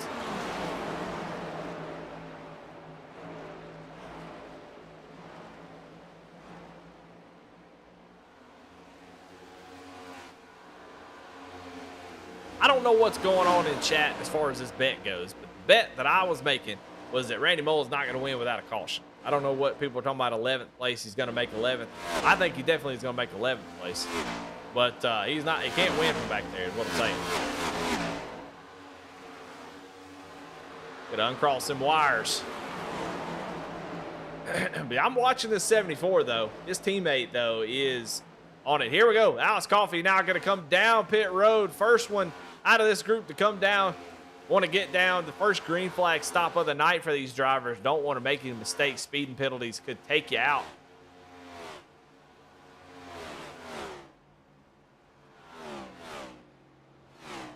Here comes the 15 down pit road. 4 tires and fuel. Going to be the call, and you're going to have just over 50 laps to go. Splitting this thing right in half. Wayne Wilson also down pit road. That 18 is definitely looking for some tires to get back out on the track. He was really struggling at the end of that run.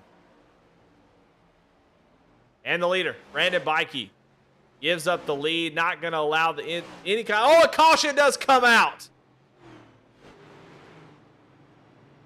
The 16, a middle miss, goes around and brings out the caution right in the middle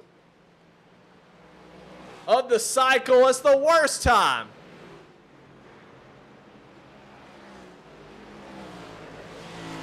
Well, Randy Mullins fans, you could be thrilled because that's exactly what you needed. He is back in it.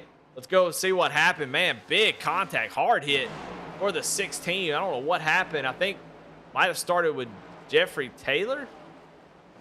Oh, man. Taylor. Maybe trying to get on pit road here. Oh, just shifts down, gets a little bit of apron. Golly. He's trying to get on pit road. Shifts down, gets a little bit loose. And then corrects it right up into the 16 of middle miss. And that changes a lot of things here.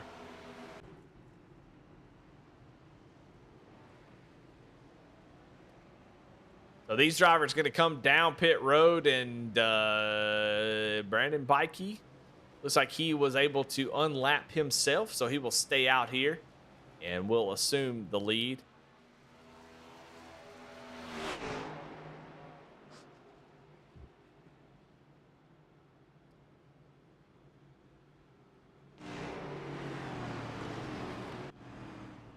Trying to let everything get sorted out. So those drivers who did come down, they had a big enough gap. That's Coppola, Bikey. But Coppola, I think, just came down pit road. Bikey was on pit road when the caution came out.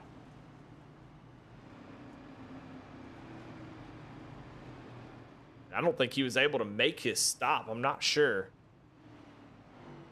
Yeah, he wasn't. Oh, man, it's such a terrible break for Bikey. He couldn't come down pit road and make his stop. He would have gotten a penalty because the yellow flag came out when he was on pit road. So Bikey going to have to give up the lead to come down and get his tires, and he's going to go all the way to the back. Now, that shouldn't be but about 13th position as there are waiver rounds. Barry Sanders, one of those, I believe. A couple others. No, just Alex Coffey, Blaine Wilson, Sean Kaltenbach, Jared Clark, Darren Mills. Those guys had come down pit road. And so they're going to have to take the waiver round here and get caught back up. So Coffey is likely going to restart in 17th, Blaine Wilson in 18th. So that, we talked about it coming down early as the risk of a caution coming out, and this is the risk of it is, they're going to lose a ton of track position and not really gain anything for it. They're going to have to take this waiver round.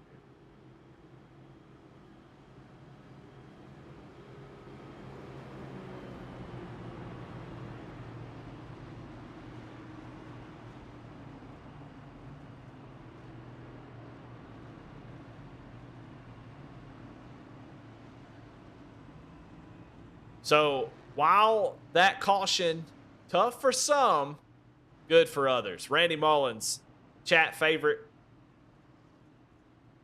Y'all act like I thought it seemed like people in chat thought I was just dogging Randy Mullins. I just was stating the fact he wasn't gonna catch up without a dang good caution. It just is what it is. Y'all ain't gonna come after me. I'm the dang broadcaster. I feel attacked right now. But good news is y'all can put your pitchforks down because caution did come out, and he is up in the 7th position, and if that 74 is any indication of how fast that 54 can be, he is right back in it. And a lot of the people he was fighting and going to be fighting now have got to start in the back. So, I mean, it was the perfect scenario for Randy. It worked out perfectly. So, now put your pitchforks down.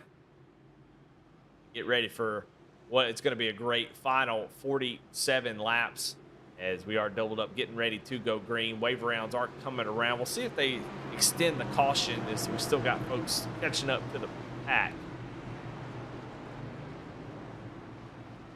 But it's always a danger, these cautions in middle of pit cycles. They really can screw things up for some folks. But for Kenny Coppola, he has got the lead. And Chris Davis there in second, Matt Cox in third, Shane Davis in fourth, Caden Orfrey in that 5th position. Green flag is back out.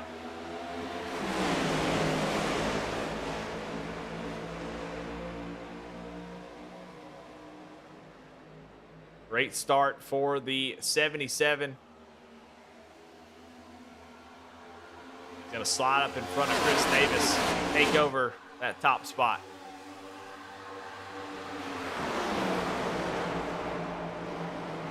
See Shane Davis jumping up to the outside. Chris Davis going to have to check up as he's side by side with Matt Cox. Shane Davis, a twofer, takes over 2nd spot.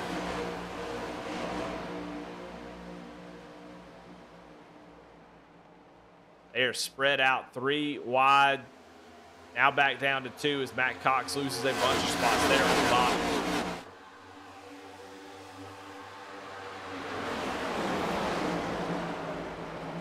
Shane Davis working the top side early. 50 laps is a long, long time here at Kansas as Hunter Carmichael gets into the wall. 50 laps a long time. He's an outside line here early. Might be a bad move, but Shane Davis ain't worried about it at all. He's going to go right up to the top side. Going to get a big run off of turn 2. Not big enough. He's going to jump down to the inside. What's he going to do? He's right on the back bumper, electing to use the high side again in 3 and 4. He gets next to him. Battle for the lead. Beast mode performance, battling it out for the lead here at Kansas.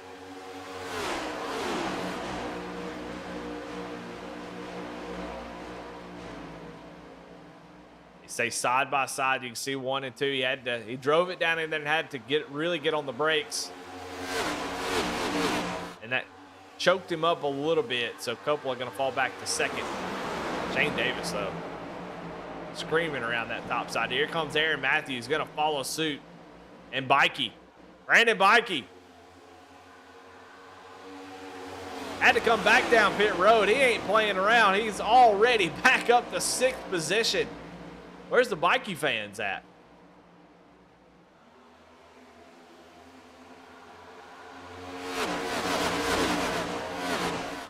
These guys not wasting any time. Of course, they are cashing in a little bit of that tire wear. But you can do that early in the run, I think. I think as the tires still waiting on them to get up to temp, you can kind of play around with them a little bit. Once they start settling in right around now, you got to start backing it down, taking care of them. Still a long way to go.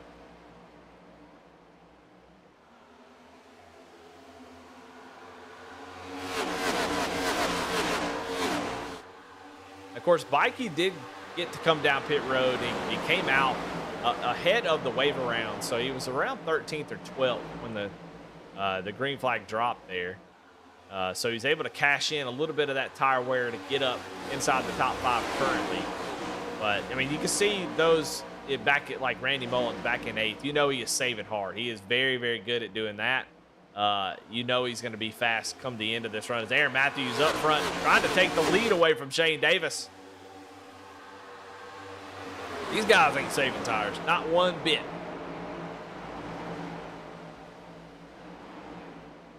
I can tell you right now that 54 is going to be up front for too long.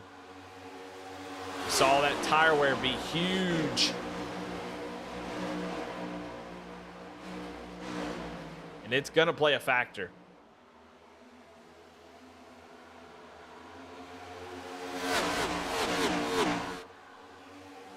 Mullins passes Chris Davis's teammate for the 6th position. As these two continue to battle, Kenny Coppola now jumping up into the fray, trying to get up here and battle for that top spot. Let's go back here to this little group. It worked out well for a couple of these guys who were able to come down pit road. Who it did not work well for was Alex Coffey and Blaine Wilson. Now they are fighting hard, no doubt about it. Back here, here's Blaine Wilson in the 10th position, not too far back. He's really putting pressure on his tires. Only 3 laps older tires. Alex Coffey as well. The patience is going to get them back up in the top 10, back into the top 5. They really got to put their patience hat on because they are on older tires. They can't afford to be too aggressive. But they definitely got the worst end of it. Having to take the wave around was really, really tough for those drivers. So, not out of it. Oh, it's Shane Davis. Aaron Matthews in the wall. Shane Davis slow on the track. He's losing a ton of spots, and Coppola takes the lead. Let's go back and see what happened there.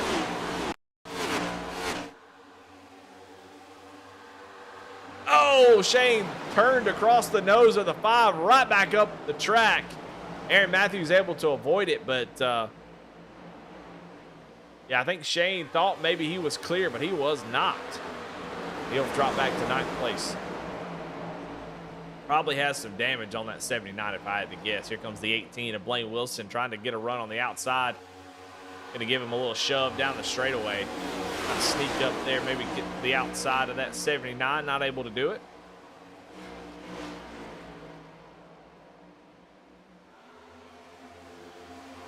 Jamison Middle miss there down on the apron. Coming out of pit road, it looks like, after 9 minutes of damage repair on that 16 machine.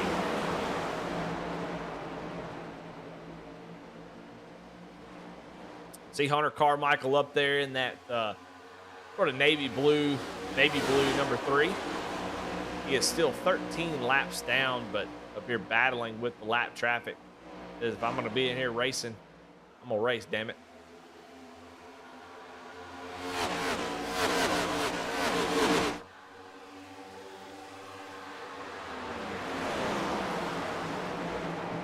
It's really hard to tell who is saving and who is not saving at the moment. I can't really get a good grasp of it because some folks will save for a couple laps, I can tell, and then they'll go after it, try to gain a spot and push it. See Randy Mullins there up to 5th. Justin Belmont has gotten up to 2nd.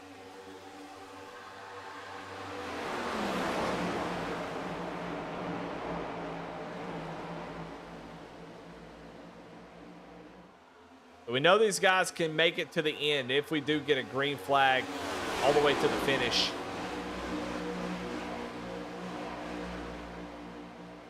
Tire saving is going to be incredibly important. Whoever's saving the most right now, I think they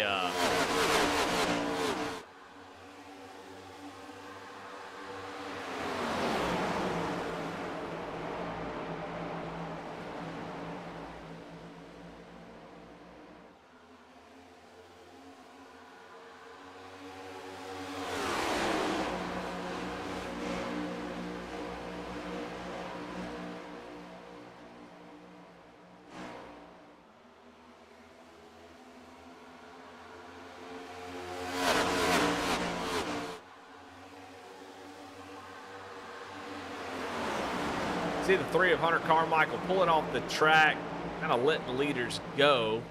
Thought maybe he was going to stay on the apron, but comes back up on the track and But I think everybody appreciates that. I know it's frustrating running out there multiple laps down, but you don't want to be a part of this picture when you just have no chance of coming back. Good on Carmichael for doing that. I think that's a top dog move. Well, we're about 20 laps into this tire run, and don't really have a good picture of who saved what. Kenny was really fast on the long run earlier. So was Bikey. But Bikey really had to push it to get up here. Randy Mullins there right behind him. You know he's got plenty of good long run speed. Haven't seen him really pushing the issue at all. So it's really hard to say who has done what at this point. I think Aaron Matthews has kind of shown that he is willing to run the outside line. And good after it, but the long run speed just hasn't been there. So we're going to see. We still got a long way to go. 30 laps left in this thing. That is a lot on these tires. I think you still have to continue to save them and keep them in your back pocket. And we're not going to have to worry about that. Shane Davis goes around. No caution, but caution is out now. Blinks out for a moment. And there it is. So tire saving, not a problem anymore because everybody going to come down and take tires here. It's going to be a mad rush. Watch here on this replay is the 79 who saw him have issue there a little bit ago. Going to get maybe a little bit of help there from the 18.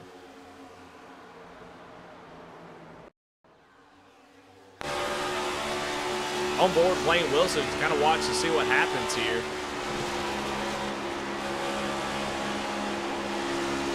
Shane get a little bit loose here, and just the slightest touch from Blaine Wilson, but yeah, definitely got into him and sends Shane around, and Warren Young as well. So I'm expecting to see everybody come down pit road. I don't think you want to take that chance of not taking tires. Now, 2 tires, 4 tires, that is a question that I'm excited to see how this gets answered. I still think 4 tires is the call. If you're Alex Coffey, Blaine Wilson, you're 9th and 10th. I just don't think it's worth the risk. You know, Vegas early in the year, 2 tires was the call. You could go in and take 2 tires, be faster than somebody on 4. We'll see if anybody elects to do that here in this race. I still think 4 tires is going to be the call for pretty much everybody. I don't think we'll see any kind of wild 2-tire calls. So far, 2 tires has been the call for everybody up in the top 10 to race off pit road. Kenny Copeland going to win it.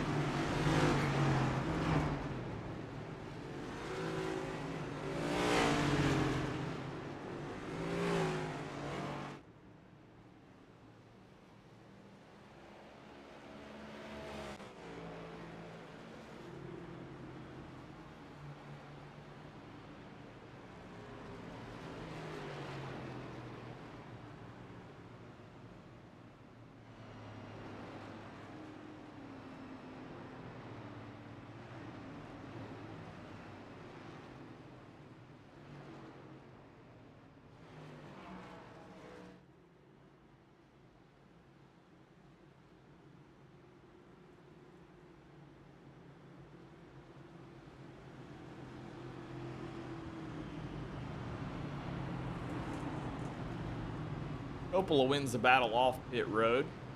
However, Matt Mettler stays out under this caution.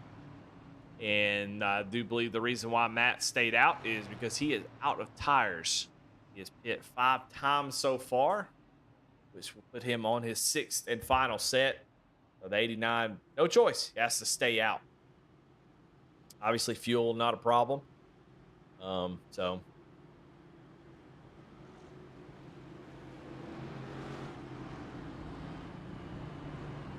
Matt's on 23 lap older tires, so it's definitely going to be a small wrench in the plan for those around him. Kenny is going to be next to him on the front row, so Kenny's in probably the best spot, I think. If you're Justin Belmont, you're trying to figure out, how am I going to attack this next restart? Because, you know, if Matt can get away, that's fine. But, you know, if you're behind him, if you're the 6, you go down to the bottom and he is having to kind of lift a little bit more than the other two. Now, Matt going to come down pit road here. So good call by Matt Medler. I think that's a great call. Seen it time and time again. Stay out on old tires, stay out front. It's just going to be a melee because these guys are going to take every inch that they can get. Medler comes down, takes fuel only, just enough to take him to the back of the pack. And I got to say, I appreciate that, Matt. I think a lot of folks would just stayed out and just said, hey, deal with it. And while I think it is the job of the drivers to make a clean pass whenever you're so far off the pace with that much older tires,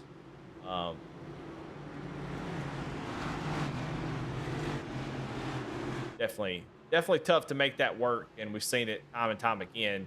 It usually does. You're gonna end up 3 wide. Guys aren't gonna lift. Oh, gosh, there's only 25 laps to go in this race. I'm not lifting. I'm gonna take you 3-4 wide if I have to. And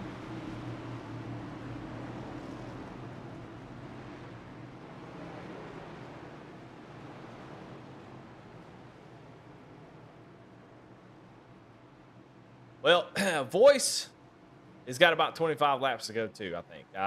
I'm starting to fall apart here for some reason. But Kenny Coppola with control of the restart. He does pick the outside line. And will have a great restart with his teammate, Justin Belmont, on the bottom. Just overwhelmed by teammates. But here comes Bikey down to the inside. Fresh tires, trying to make that position up early if he can. Kenny, though, fighting hard, keeping it wound up. 25 laps to go. There ain't much tire saving left in this one. 3 wide. Belmont gets hit by Cox. He's going to go around. Into the wall. I don't think he hit anything. Caution, though, come out. And almost a scary moment for Justin Belmont, which it was a scary moment. He got hooked by Matt Cox, it looks like. And, man, caution. Back out on the raceway. I don't know if he got any damage. Let's go back and see that again. But that was very close. You can see he's got Aaron Matthews down to the inside. Mikey checking up here. It slows up Matt Cox. He's going to sneak in there to the middle. Cox is going to come up, flip that left rear. And I don't think he hit anybody. Wow, my goodness. Who was that?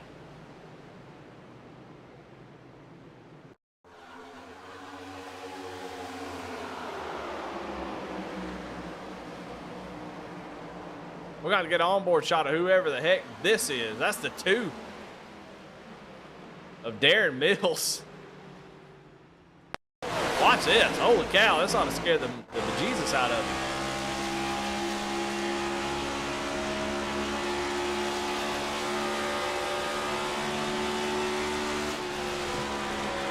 Woo!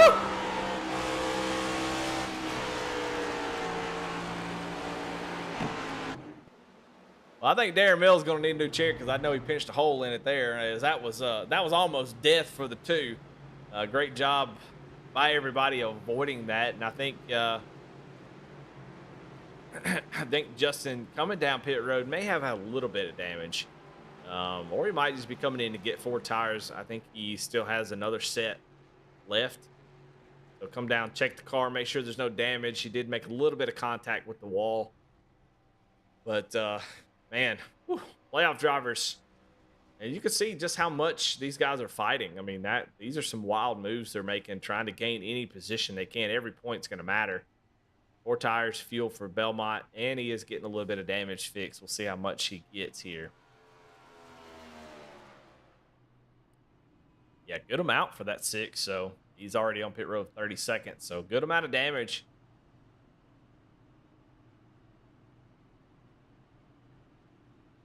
Still fixing damage. So Must have been enough to knock something out of whack.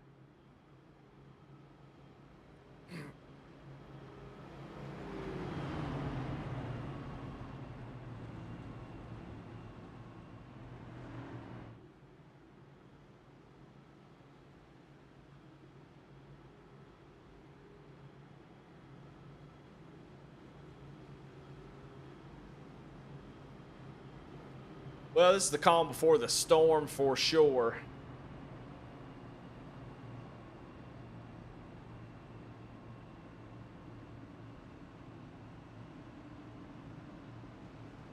These guys still have another set of tires, so you know, there could be some strategy calls that that might play into the way this race ends if we keep having cautions.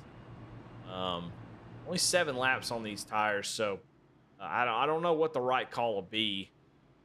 Somebody can throw a Hail Mary, kind of like last week. You know, it didn't think that anybody would make that decision, or thought everybody might make that decision, and only a couple guys came down pit road, and Blaine Wilson was able to get the victory on a green-white checkered, no less. So this track much bigger, harder to get up to speed though.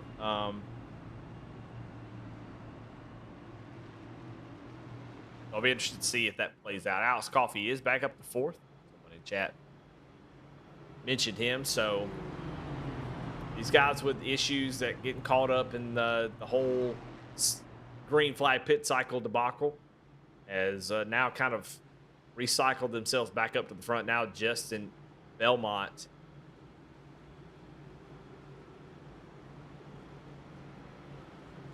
somebody looking for a little bit of redemption here. 51 seconds on pit road for him getting some damage fixed. So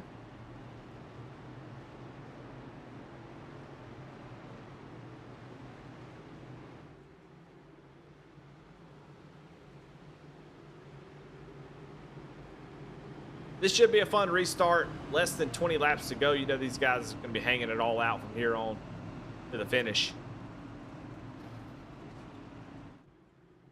But, you know, especially in the top 2 or 3, maybe the first couple of rows. But after that, I think there's still some ability to save tire a little bit. Maybe hope these guys make a little bit of contact trying to win this race. This is a very important round, especially to get a win. Nobody's locked in at the moment. Be able to get locked in, not have to worry about Talladega, not have to worry about the Roval. And I can tell you right now, Mikey, not a big road course guy. Would love to get this win here tonight and not have to worry about either one of those races.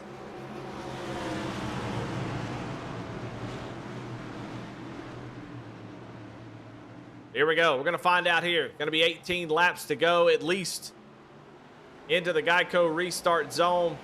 Opala gets a really nice jump. Going to bring Alex Coffey with him.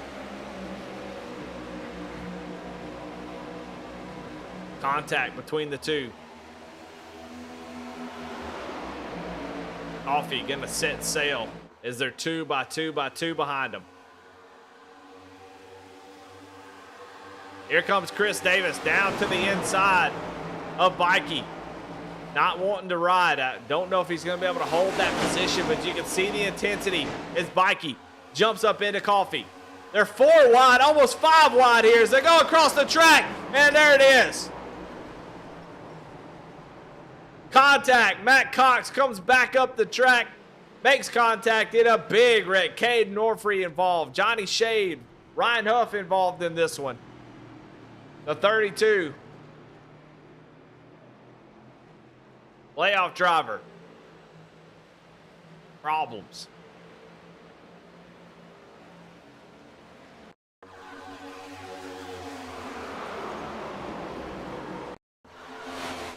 Watch this. I mean, look at them. 4 wide here as they're going to try to split. They see the 79 comes down to block. We'll back it up just a little bit more, a hair more, so you can see everything play out. And it's just what it is. It's a lot of that side draft, just yanking everybody back, slowing everybody down, generating massive runs. You can see the 74 just not get the run that he needs, and Cox goes down to the inside, makes an evasive maneuver right up into the 5, and then it's just calamity after that. So Matt Cox trying to make a wild move after a block. Just runs right up the track.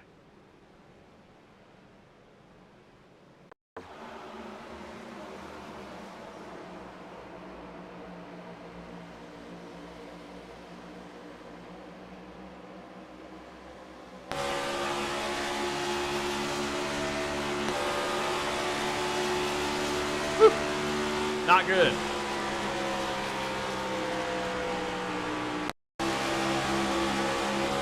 Watch it from the 5's point of view.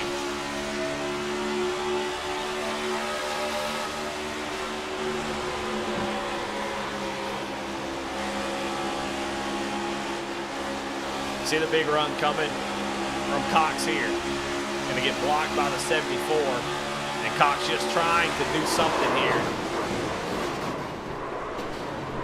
Right up into the 5. Golly, that was a big old wreck. And parts and pieces bouncing all over the damn place. The 24, I mean, of Nick King. Who is the 24? Ryan Huff now. All involved. Multiple drivers out.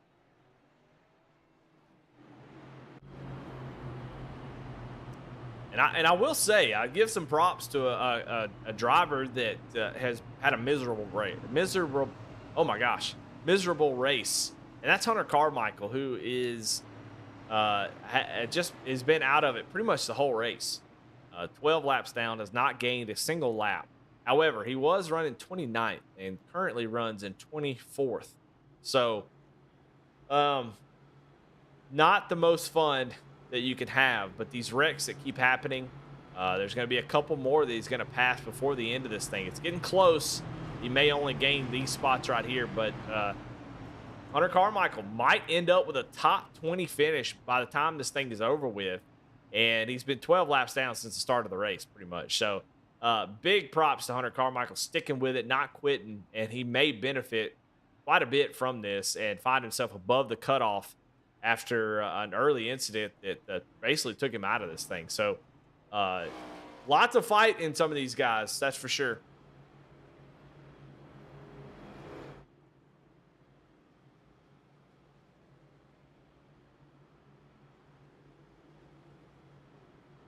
But closing in on 10 laps to go. This has been a wild race, and it's going to continue to be that way. You've got teammates in first and second.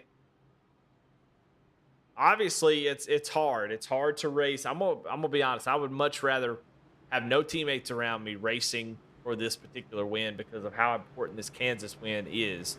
I've already talked about that a little bit, but just to reiterate, it's so important that you get this win to take the pressure off. But when you're racing a teammate, you're always kind of trying to help each other. But at this point, I think if you're Kenny or Brandon, I think the only thing you can't do is just wreck each other. You can't wreck each other, take both of you out. But I think there's no give and take. There's no countdown on these restarts, trying to help each other out, get good restarts. None of that. Just straight competitors at this point.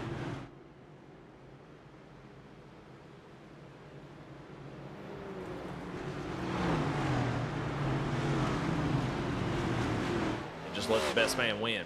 See, Matt Cox going around after getting a little bit of damage fixed. He's going to restart in the 17th position. The Coppola will have control of the start. That will give him a significant advantage.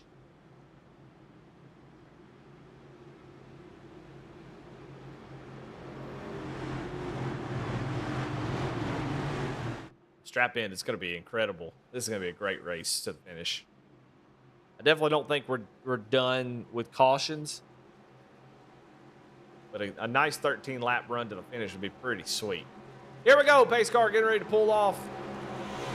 Going to be 12 laps to go when they take the green flag. Kenny Coppola out front. Brandon Bikey in second. Chris Davis in third. Alex Coffey in fourth. Randy Mullins in fifth. Into the Geico restart zone. Green flag is out. Coppola with a nice push from Chris Davis. Davis going to clear for second.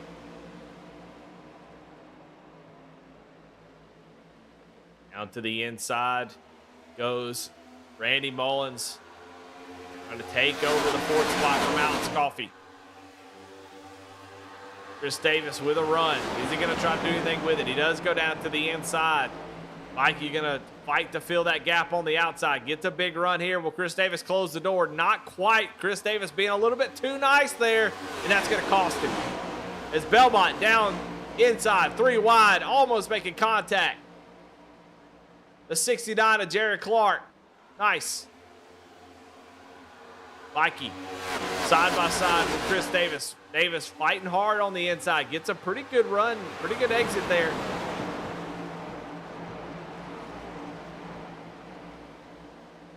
This battling right here is doing nothing but helping Kenny Coppola. Honestly, I'm having a deja vu to like one of the first races I ever did here. And I wonder if it was at Kansas, because this feels very similar. Because right there, they were definitely helping Kenny get out front. Mikey now clear for second. Does he have anything to run down his teammate, take this win? 10 laps to go.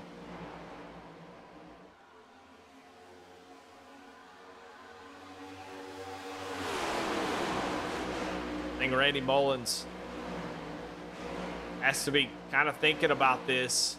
He's a full race ahead of the cutoff. But with Talladega and the Roval looming, how hard do you push here to try to get that win? This win's so important.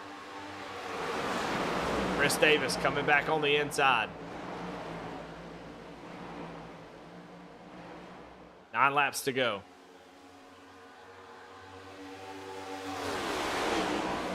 These guys generating these runs, trying to make use of them. Kaltenbach going to go to the outside of Randy Mullins. He is getting with it there on the outside. He's going to get to the outside of Chris. No, doesn't get outside of Chris Davis. Going to go 3 wide. Side's better of it.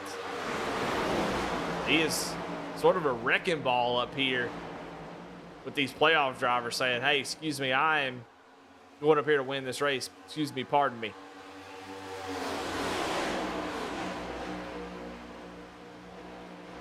Here we go, battle for the lead though. Mikey down to the inside. He does get a good run off of turn number 4. Not able to hold it off the exit. Outside line just too strong.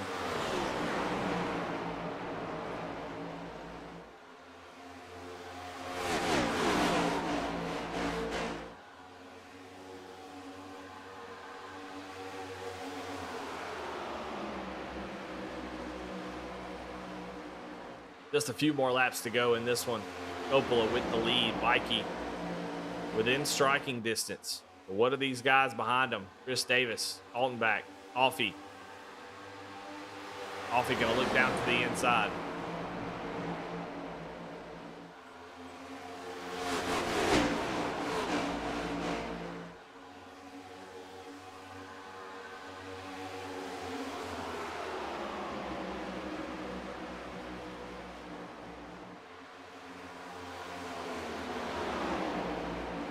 Offie really needs to clear the 52, but I don't think he's going to be able to do it. And he's going to get sideways trying to do it. May lose another spot.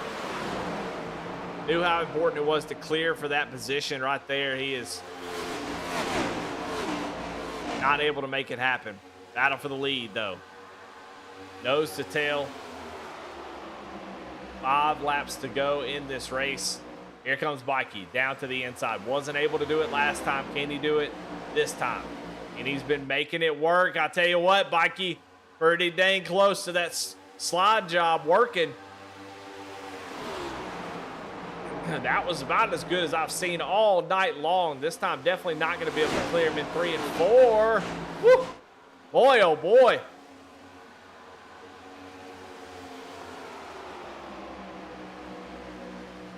Oh, and caution. Caution out on the speedway. Kaltenbach against the wall and right in front of Barry Sanders. Oh, man, I wondered if that extra set of tires would come into play. And we're about to find out if anybody's willing to take that risk. Kaltenbach, see him just get up there, get a little bit loose, makes contact with Feder Place, and just gives Barry Sanders a big old hug there. Oh, he had already made contact with Alex Coffey, it looks like.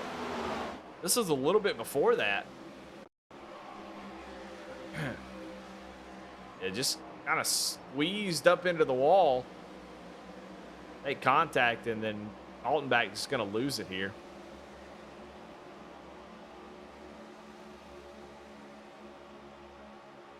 A bit contact with Belmont. My goodness, just you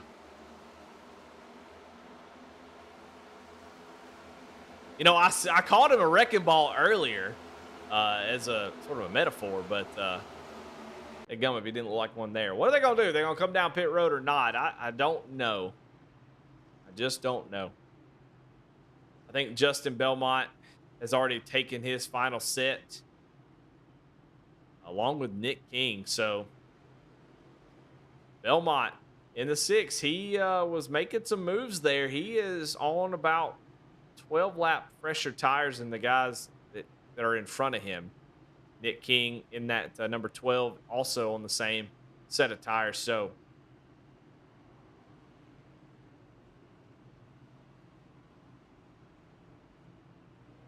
Belmont having to go back, get that damage fixed. Now he's in an aggressive position. I like this. That was a great caution for him. And a lot can happen here.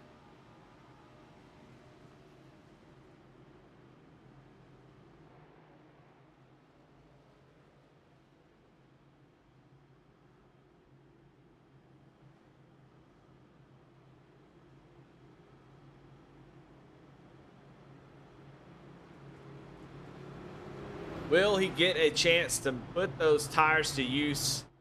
That is the question. And we'll have our one and only green-white checkered attempt here in Kansas. So we will go a little extra distance, maybe it looks like. We're going to cross over to lap 200 here. We have not gotten to the one to go just yet. See if we get it here.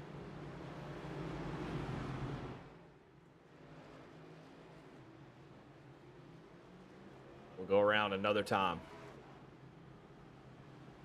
Talking about Hunter Carmichael a bit earlier about he might get a top 20. He's in 19th position at the moment. Cannot make up any more spots, not enough laps, but a great run for the 3. I mean, that's 10 spots he gained by just existing on the track, and that's pretty dang good. Currently watching for Brandon Bikey, who has dropped down the list right here. I don't know if he's having connection issues like Paul Gallimore, his teammate.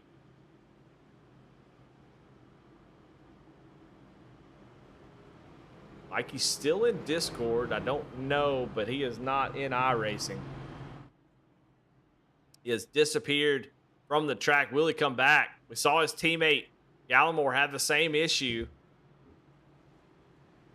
You see the gap there. They're waiting for him to come back, but at this point, that is a long time to be gone. I think we just lost Brandon Bikey.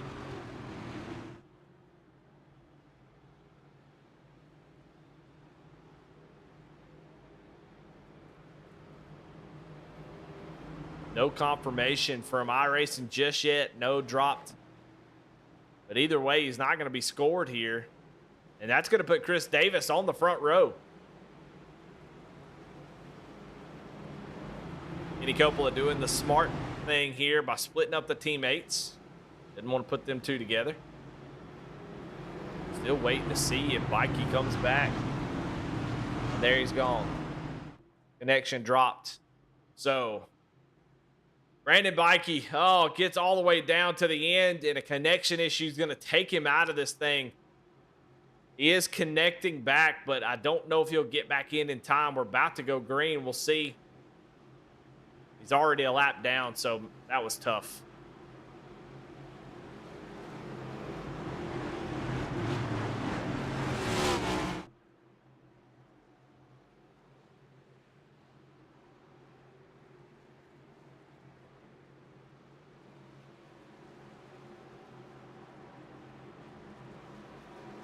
Well, here we go. This is it. The one and only green-white checkered. If we get a caution, the race is over. And you see there is a big gap between these top drivers. as they close it in here. Kenny Coppola takes off. He's got a barely an advantage over Chris Davis, who gets a great run. He's going to get to the outside. Chris Davis gets to the outside quarter panel of Coppola, and that's going to yank him back, and that's going to slow both of them up. Chris Davis now going for the lead. He's on the outside. I think he has the preferred groove. How did that happen? Coppola let the 74 get to the outside, and now he's going by on the outside, coming off of turn 4.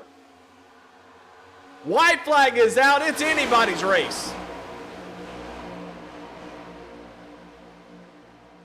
Coppola drives it into the corner. What happened to the 74? He loses all grip. Coppola retakes the lead. How? How did he do that? Gonna drive it down into the corner as a 74, but I think the 77 made a wild move there. Able to hang on to it. Coming to the checkered flag. Kenny Coppola as Alex Coffey goes around. But Kenny Coppola is gonna win here at Kansas. I've got to go back on that restart and see what happened. How in the world did Chris Davis lose this?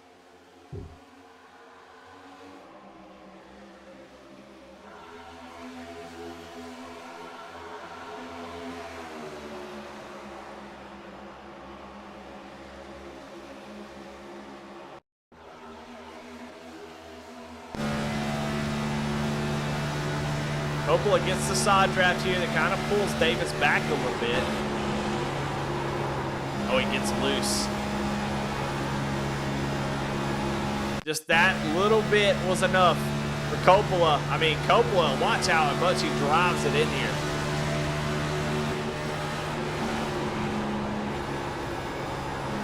And that one little bobble from 74, Chris Davis, was enough. And Coppola takes the lead back and takes the victory. Here he is, locked into the round of 8. Kenny Coppola wins here at Kansas. Well, let's get some interviews. My voice is almost gone, and we are going to talk to these guys and get y'all out of here. A 2.5 hour race. Still got a little bit to go, but let's bring them in here. Let's talk to them. I want to start with your winner, Kenny Coppola. Will get him up into the interview room. And Kenny, this is, oh, hold on a sec. Kenny, this is Eddie in the booth. Got a copy. What's going on, Eddie? Man, what a race. What a crazy finish. And Kenny Coppola locked into the round of 8. You don't have to worry about Talladega. You don't have to worry about the Roval. You're moving on. Congratulations on the win tonight. Talk about your race, man. How in the world did you get here, and how in the world did you get that win? Man, my race 10 laps and I thought it was over. Got collected in a wreck. I had 2 minutes of damage. I figured it's so early, I'll just sit and take all of it, go a lap down. I know we'll probably have a few cautions where I'll get a chance to get the lucky dog and get back on the lead lap and pretty much just bide my time. The tires fall off so much here. You get a long run. If you save your tires, you're going to come smoking through the field. And part of it was lucky. These guys are super fast. I know Brandon, he had a very strong car. Shane, Chris, Alex was really fast. Aaron, I mean, heck, the whole league was fast tonight. So to come out here and 10 laps in, get wrecked, and 190 laps later, sitting in victory lane is hard to believe. Well, it was a lot of fun watching you guys race, and it, Kansas, obviously, especially in the next gen, but just overall in iRacing, one of the best tracks to race on. I mean, would you agree? Do you enjoy the type of racing that comes on, that Kansas brings with the 3, sometimes 4 wide racing, playing with the air, having to fight guys, for space. What's it like out there? It's got to be my favorite 1.5-mile track, especially later in the tire run. I love ripping the wall, get the car on the right rear and pretty much steer straight and do all the turning with the throttle. So when there's a track that allows me to build the setup pretty darn loose and just sit there and rip the wall, usually turns out pretty well. Well, man, it was incredible to watch that finish. And I got to ask you, I mean, first off, were you surprised that Chris Davis got to your outside? I think that's the one thing you didn't need to have happen. And he got out to the outside and y'all were battling there. And then you just, I mean, you kind of side drafted the left rear quarter of him going into one and just drove the hell out of it in there. And were you surprised that you cleared him? I kind of was, but couple restarts before that, I kept taking the top because I figured the momentum off the top, then you want the top into 3 and 4. And Brandon, he was super fast on the bottom. So the last restart, I said, if I'm going to lock this down, I should probably take that inside line. And my car just didn't seem as fast down there as his. I know Chris put a heck of a lot of work into Kansas last week. I knew he was going to be one to beat out here tonight, and I just didn't want to wreck him. I'd have felt so bad if I trashed him. But it was a heck of a race, and yeah, I did. I just full sent it into one, and prayed that it stuck, and it did. Yeah, impressive. I thought you'd given it away at that point. I thought, my goodness, Kenny then opened the door, led him to the outside, and then he drove down in there and just took it right back, man. Incredible race, a lot of fun to watch, and locked into the round of 8. And as always, man, who do you have to thank? Any sponsor shout outs? Well, it's Breast Cancer Awareness Month, and I had a grandma that passed from breast cancer. My other grandma fought it and beat it, so I put both of their names on the car tonight as well as some logos. So just hate anybody that has to fight the C word, and say a prayer for everybody that's either lost somebody or struggling from it now. Uh, Want to thank my wife for being on my side all the time, pushing me to get up and turn laps, get some practice in. And then all the guys at BMP, Chris, Brandon, Shane, Darren, Jeff, Paul, Cox, Schmeets, everybody, man. It's just an awesome group of guys to run with. I wouldn't be where I'm at today if it wasn't for a bunch of these guys. Want to thank Barry and Moonshiners, all the admins for putting on a heck of a league. I think the race tonight was pretty darn good. And then just my sponsors, Kistler Rods, Martin Sports, Boomer Button Box, RS Button Boxes, and Team Watson Racing. All right. Well, there you have it. Winner tonight at Kansas. Kenny Coppola takes the victory. And we'll move on to the next driver on the list. And that is Chris Davis, who comes home in second. Chris, man, you had a wild and crazy race. At one point, you were going through the grass on the infield, but that piece seemed to be pretty quick. And you had a couple opportunities there. Just came up a little bit short. Talk to me about your race. It was eventful. Started on the pole, first pole of the year. Car was super fast. Was trying to save, and then in that first stage or second stage, whichever it was, Matt bounced off the wall, got into my right front, sent me through the grass, and then I got to drive a little bit angry, so I had to calm myself back down. But this Team Watson setup was just absolutely fire. Could hook the bottom, could go to the top. I really hated to kind of beat and bang with Kenny, but that is the most fun I've had in a long time. So loved it, and just a little short. I just need that little bit extra. Yeah. Well, I was really impressed with your move to get it to the outside. I mean, that was your only shot. So the inside just hasn't been working once somebody can rip the top. And you were able to get to the outside of him and just a little bit loose trying to get down. He did get a little bit of that side draft going into the corner. What changed? Do you think it was the air, or would you just drive it in a little bit too deep? It caused you just to get a little bit loose there and allowed him to get that position back. Yeah, I drove it in a little deep, but there's a bump there that I hit it, and it kind of upset the car a little bit, and let him get back to that left rear, and then I knew he was going to send it into 3 and 4, and I wasn't going to lift either. So we rubbed a little bit, but it he's just too good of a driver. I mean, I can't say enough about Kenny. He teaches me a lot of this stuff, so um, got to appreciate him and the way he drives because it's clean. Well, a second place finish for somebody that was right on the cutoff line. Got to make you feel pretty good going into the next couple races, Talladega and the Roval. So any little bit helps in a second place finish after a lot of guys had a lot of trouble. Really good finish for you there, Chris. Who do you have to thank? Any sponsor shout outs? I got to thank Ram Welding and Fabrication, Martin Sports, Beast Mode Performance. Those guys help out a lot. Of course, Kenny Team Watson for the setup. I got to thank Barry. He created this awesome paint scheme for breast cancer awareness. It means a lot because my mother-in-law and my grandma are on the back bumper of it. So, just prayers going out to anybody who has to deal with that stuff, and prayers they get through it. Well, there you have it. Second place finisher, Chris Davis, takes the silver here tonight as we get ready to get Nick King in here. I got Chris Davis back in here. Let's get Nick King. Now, your third place finisher, Nick. Man, man, it's going great. It was a lot of fun to watch you guys race. I mean, you had an eventful race, and the last time you were on pit road 18 laps ago, you spent a minute fixing damage. You got those 4 tires. You were marching up, trying to take advantage of some of that hard racing up front. Man, found yourself in third by the end of this thing. Talk about your race, man. You had a wild one. I know that for sure.